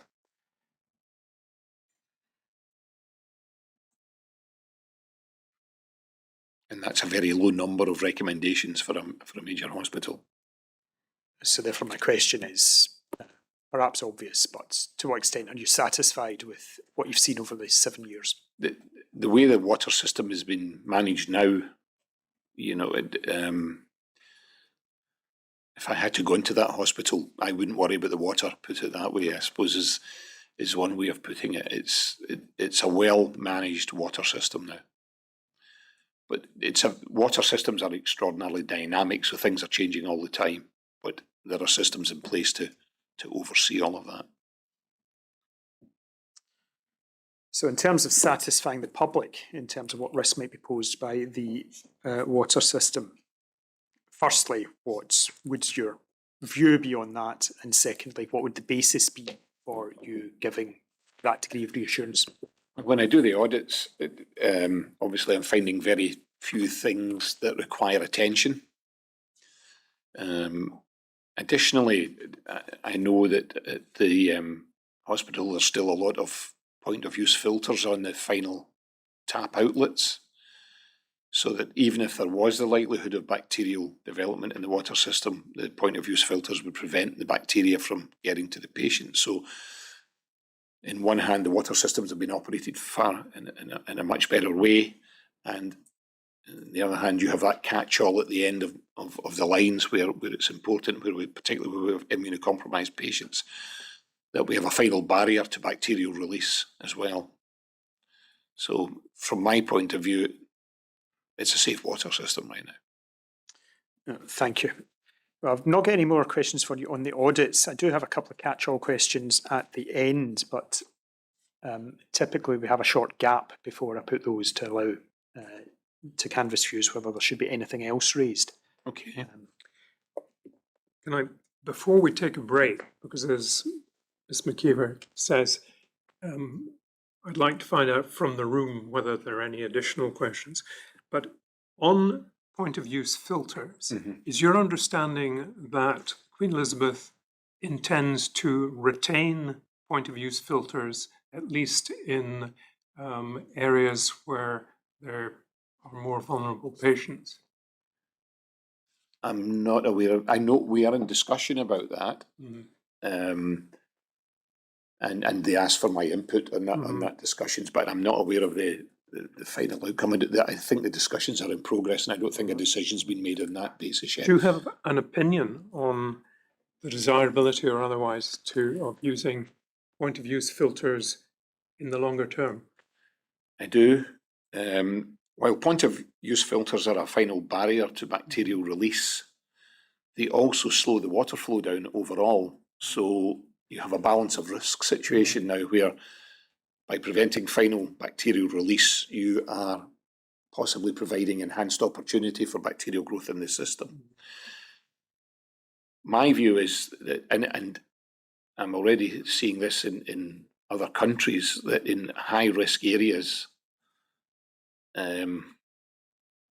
filters are used as the norm in places, in certain hospitals in Germany, I believe, and in possibly some other countries in mainland Europe. Where we've got a well-managed, well-working water system with no microbiological evidence that anything is going wrong, there's no need for them, in my opinion. Certainly in areas where there are patients that are immunocompromised, where you have low-risk patients. My view would be that if we can take them off, we should take them off. But we have to do that in an evidence-based approach. Right. But the only downside, as it were, that you identify is that because they impede water flow slightly, Yes. that will have a And backup an effect, of the, a backup.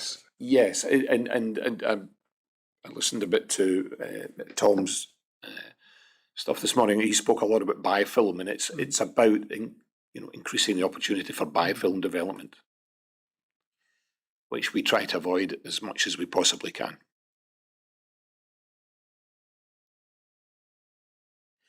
Well, as I said, Mr. Kelly, we'll take a brief break, and I would hope you would be concluded in the not too distant future. Thank you. But you'll be taken to the witness room. Thank you.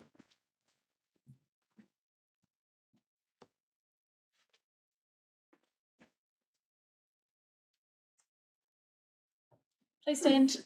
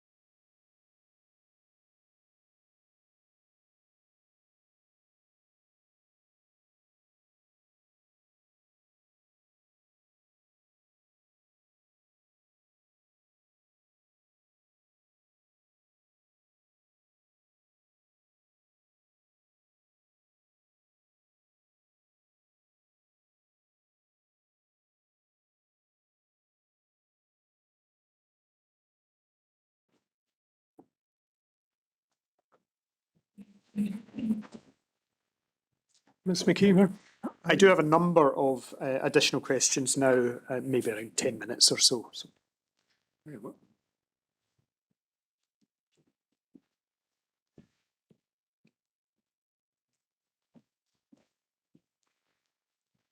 Mr. Kelly, we have a few more questions. That's fine. Ms McKeever?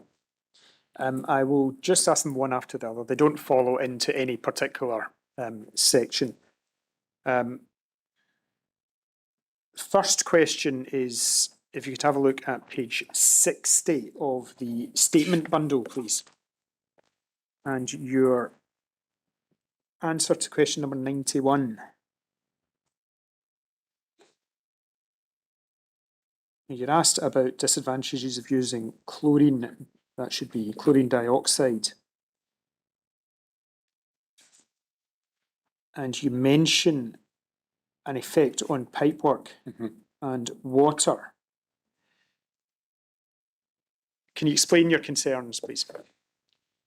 Well, chlorine dioxide is what we call an oxidizing biocide. It's quite an aggressive chemical. It's actually a gas in solution. You have to make it in situ. You can't buy it in a drum. You have to mix chemicals to make it, and it's injected into the water as a gas, or it's created in the water, but it's technically a gas in solution, and it could be very corrosive. Not at the use levels that we use it at, which is a maximum of 0.5 ppm. The comment I was making there is that over time it would have an effect, as chlorine would, as peroxide would. They're all aggressive chemicals. To quantify it, maybe the best way to think about it would be if the lifetime of the pipework was 50 years. If you're using chlorine dioxide, it might come down to 45. You know, I've no data to support that, but that's the kind of way I think of it in my mind. So it will have an effect, but it would be a slow effect over a long period of time generally. But if it's overdosed, it can degrade component parts of water systems. Yeah, I think in fairness, you clearly state you're not a metallurgist, but you do indicate some materials that you consider It can be aggressive too, and has been aggressive, because I've seen it. I've installed it, and I worked on the supply side many times to some plastic components. Certain plastics embrittle and fail with it, but that's not the case at the QE. That's not been an issue there. Okay, thank you. My second question is about something we mentioned already, the Schiehallion unit. And you said that you weren't aware of the actions that might have been taken before re-entry into that unit after the refurbishment. My question really is that I understand that it reopened in March 2022. When you were carrying out your audits either side of that, did you give any special focus to that unit? No, when I said I wasn't aware, I was in the water technical group and I was in the water safety group for the Queen Elizabeth. So it was discussed at length in those areas in terms of what do we need to do to be comfortable that it was safe to reopen the unit. The answer I gave earlier was aware of what was happening in the unit. That's how I thought you were asking what was happening physically in the unit. So I did have input and I was involved in some of those discussions. But and there was additional sampling done, for example, and when that was happening. But other than that, I wasn't asked to have any other focus on the unit, other than take part in the technical discussions around the reopening. Thank you. Third question is to do with the closing of your evidence before. You mentioned that I asked about whether you had concerns about the water system now, and you said something like, if you were a patient now, you wouldn't be concerned going back in. What about if you were a bone marrow patient? Would your answer change? I think the best way I could answer that was if I was because I've got a biological background and understand a little bit about it and work with infection control doctors a lot. If I had a bone marrow transplant, or if I had bone marrow issues, I would be concerned about any infection at all, because you have to be. And where we have bone marrow transplant units, we very often spend additional time and resource on the water. So if I was a BMT patient, yes, I would have, but it's not because of it's that hospital, it's just in general I would have. Nothing specific to Queen Elizabeth. I don't think so. The water that is now in play at the Queen Elizabeth is very well run. The temperatures are the primary means of control, and they're generally very good. It's backed up by chlorine dioxide, so you have a fallback even if temperatures slip out of specification, and you have point of use filtration on many of the outlets, particularly in areas where there are susceptible patients. It's possibly as safe as you can get it in a current standard hospital today. Yeah, this may be reading in too much to your remark, but if you, given that you said you wouldn't be concerned if you're a patient today going in, if you were a patient a few years ago, would you have been concerned? Knowing what I know now, Yes. if I was a BMT patient, yes. If I was a standard patient, and I think Tom just talked about that, there are many microorganisms out there and we're exposed to them on a daily basis, and they have no impact on us at all. That's very different for a BMT patient. So, as I understand it, so yes, I probably would have, knowing what I know now. Given that you've been doing audits over a period of 7 years, are you able to pinpoint a date when that changed, an inflection point?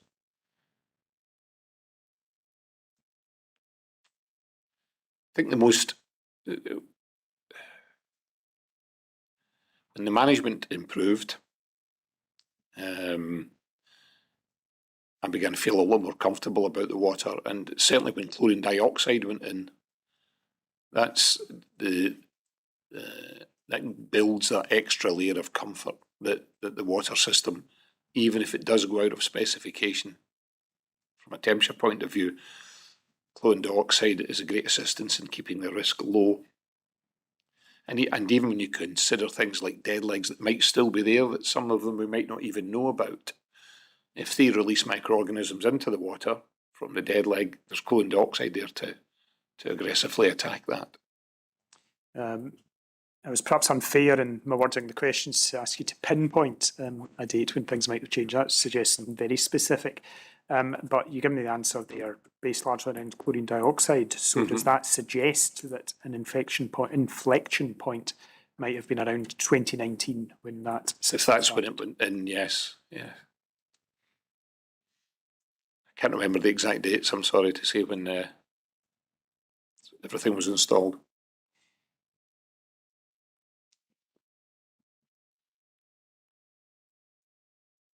The next question I've got is about point of use filters, where you'd indicated to His Lordship just before you went out that ideally they would not be in place. I think that was what you said. Ideally, they would not be in place where there was low-risk patients. Right, that's what I was going to ask you. How would your answer change with respect to high-risk patients?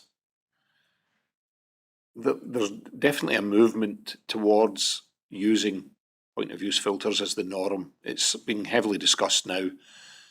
Even if everything is fine with the water system and all the boxes are being ticked, it gives you that final barrier to microbiological release. So where patients are particularly susceptible, there's discussion about whether should we just have them as the norm in those situations now.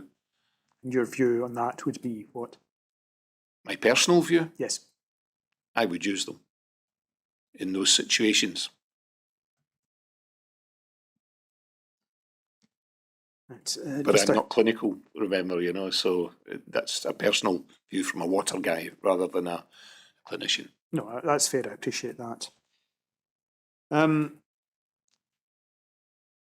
few more questions. The first of them is in relation to going back to something we discussed at the very beginning and about your position as authorising engineer to the health board rather than to particular hospitals as such. if you're authorising engineer to Greater Glasgow and Clyde in, I forget the exact dates, but 2011 onwards, I think it was, and Queen Elizabeth opened in 2015, and your first audit was 2017, how satisfactory is it that the scenario arose that whereby the board did have an authorising engineer, but that he wasn't doing audit work on Queen Elizabeth Hospital?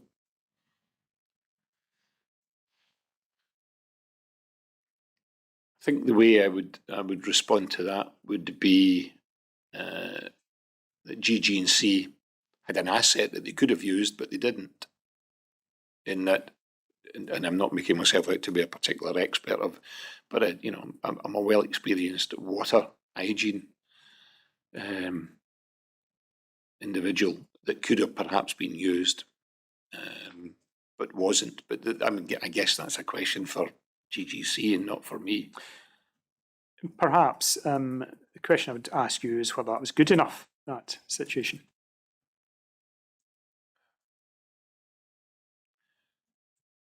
If there's an asset there that could be used to help and wasn't used, it could have been done better. I'm struggling to give you a very direct answer to that because it's obviously with the power of hindsight, and you can't push your way in and demand work. You do it on request.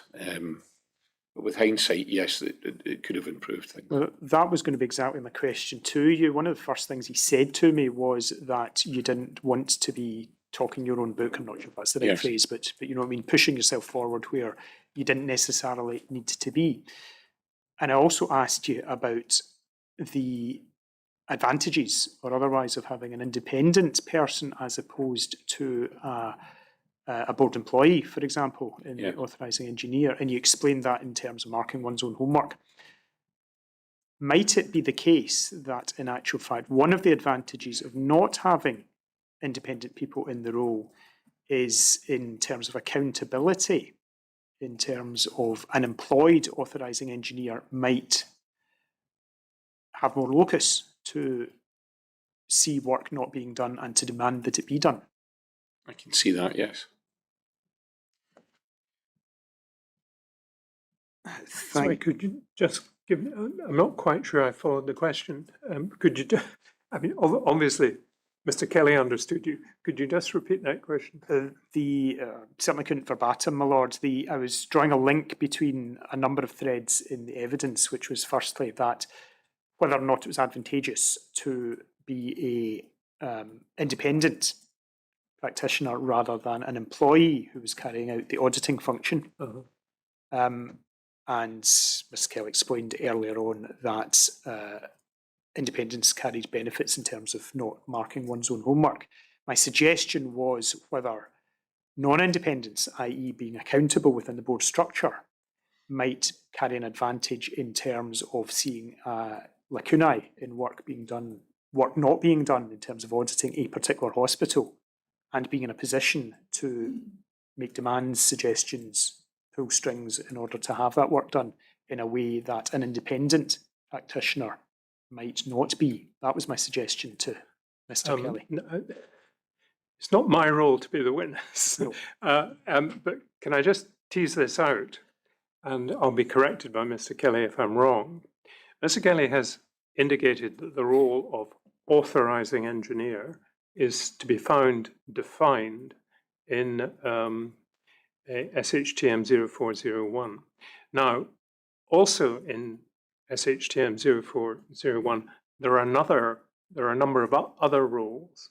Mr. Kelly has mentioned the authorised person, the responsible person, and I think there's also a designated person. Yes. Now, I at least throw out for your consideration that one might find, I should add this. Am I right in thinking that the authorising engineer is defined in SHTM 04 as an independent? Yes, I believe it is. So the authorising engineer has to be independent, although I appreciate you're asking about the auditing function. Yes. But can I at least throw out the possibility that one finds in the designated person, responsible person, and the authorised person, internal, or the potential for internal responsibility. Yes, in that case, my question, However, maybe this is a matter for later consideration. no, it may be, but there's a follow-up question that occurs to me, which is, in retrospect, were there strings that you feel that you could or should have pulled earlier than you did in order to get the audit carried out? No, I mean, I don't think so. The report goes in to the person who can make the things happen on the hospital. Whether that they share it further up the line or not, it's out of my control, quite frankly. But I don't think there were strings I could pull without it becoming a horribly political situation, perhaps. Thank you. Just a couple of questions ago. We looked at the audits 2017, 2018, 2020. There was no 2019 audit. Can you explain that gap? It was just a gap. Again, I was doing them by request, and I never got a request to do it. But eventually, in discussion, we realised it had slipped. It was no more than that. I suppose, again, in retrospect, ought you to have? Yes, it should have been done. Abroad. As close to 12 months as it should have been done, as it could be done. Yes. Okay, thank you. Next question is just a clarification on a point that we may have covered, but are you able to give any clarification on when you did see the 2015 DMA Canyon report? It wasn't perhaps clear whether it was around the end of 2016 when you recommended an audit, or in 2017 when you were carrying out the audit. And I'm working purely on memory now. Yes. And working on memory, I can't remember exactly when. All I can say is it is most likely that the first time I saw it would be when I was doing the audit.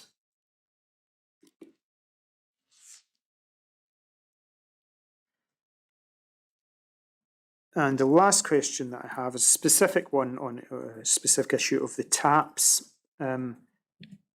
We discussed, I think, or we may not have done, but the question is, in terms of maintenance of the TAPs, and are you currently satisfied that the TAPs in QH are being maintained and cleaned in accordance with manufacturers' instructions? We were talking about thermostatic mixing taps. We were. Yes, and my understanding is that they are being serviced by DMA Canyon Limited. I haven't looked at what they deliver compared to what the manufacturers recommend, but they are definitely being serviced, and the service protocols are pretty standard in terms of strip down, and there's a fail-safe test that you have to do. Temperatures of water in, temperature of water out. There's a few things that have to be done. Strainers removed and cleaned. So, as far as I'm aware, that is all being done. Yes.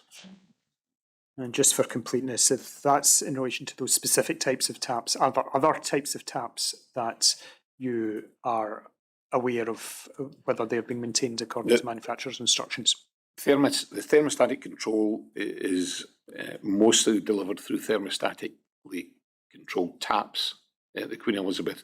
There are some thermostatic valves that are not in a tap, but they sit as a separate. I'm sure there are some of those in the hospital, but they are serviced in the same way. A thermostatic valve is remote from the tap, and it's just it delivers water at 41 degrees to a standard hot tap. There are different manufacturers of thermostatic taps, so there are different ways. I would imagine of opening them up, taking the component parts out and servicing them, the strainers in different locations. But the general principle is to tick the same boxes in terms of the actual tasks. They might just have to be done slightly differently with different manufacturers' taps. Just thinking about what you've already explained to us, are there taps in the hospital that are not thermostatic taps? I think there may be, but I can't be 100% sure. I would be surprised if there weren't. So, but I don't want to mislead the inquiry. So if there are any, they will have a separate mixing valve. Yes. One of the benefits of having it in the tap is that if it's not in the tap, it would be a valve that would be behind a panel, for example. And to get to it, you have to take the panel off, and that's an infection risk in itself. So having it in the tap reduces that infection risk when you're servicing. Again, just to check that I'm following, when you explained that the purpose of a thermal mixing tap, Yes. either the thermal mixing goes on the tap or immediately before the tap, is to prevent scalding. So, Yes. I assume that all taps that were, I assume from that perhaps all taps were thermal mixing taps, but there is the possibility of taps not being thermal mixing taps. There will definitely be, there are definitely taps that do not have a thermostatic element to them. Cleaners taps, for example, where we want hot, kitchen taps where you want hotter water, perhaps. So they are not thermostatically controlled, but there'll be a sign saying caution, scald risk, perhaps. That was the last of my additional questions, Bob. Right, thank you very much.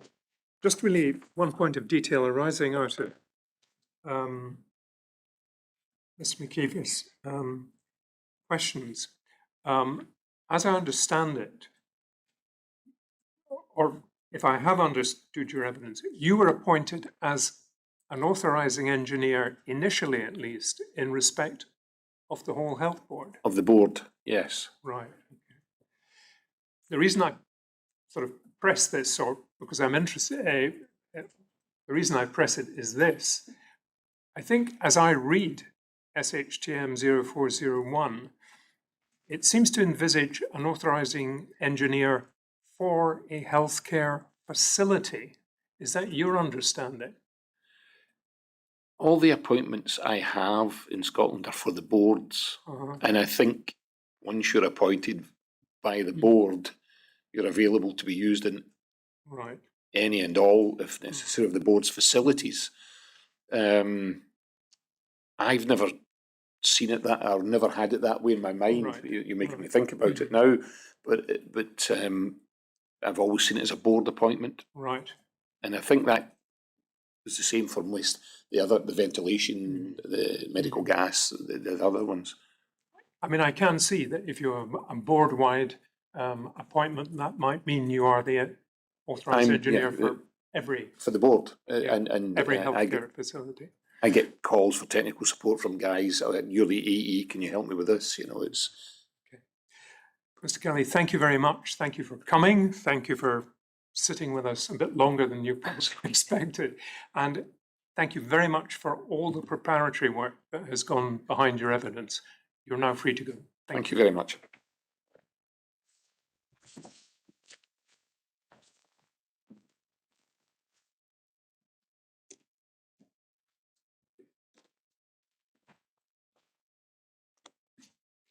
Can I take the opportunity to say that I do not propose to sit on Thursday afternoon. That may have been informally advised, but I would envisage finishing before lunch on Thursday of just this week. Thank you, and if I can wish everyone a good afternoon.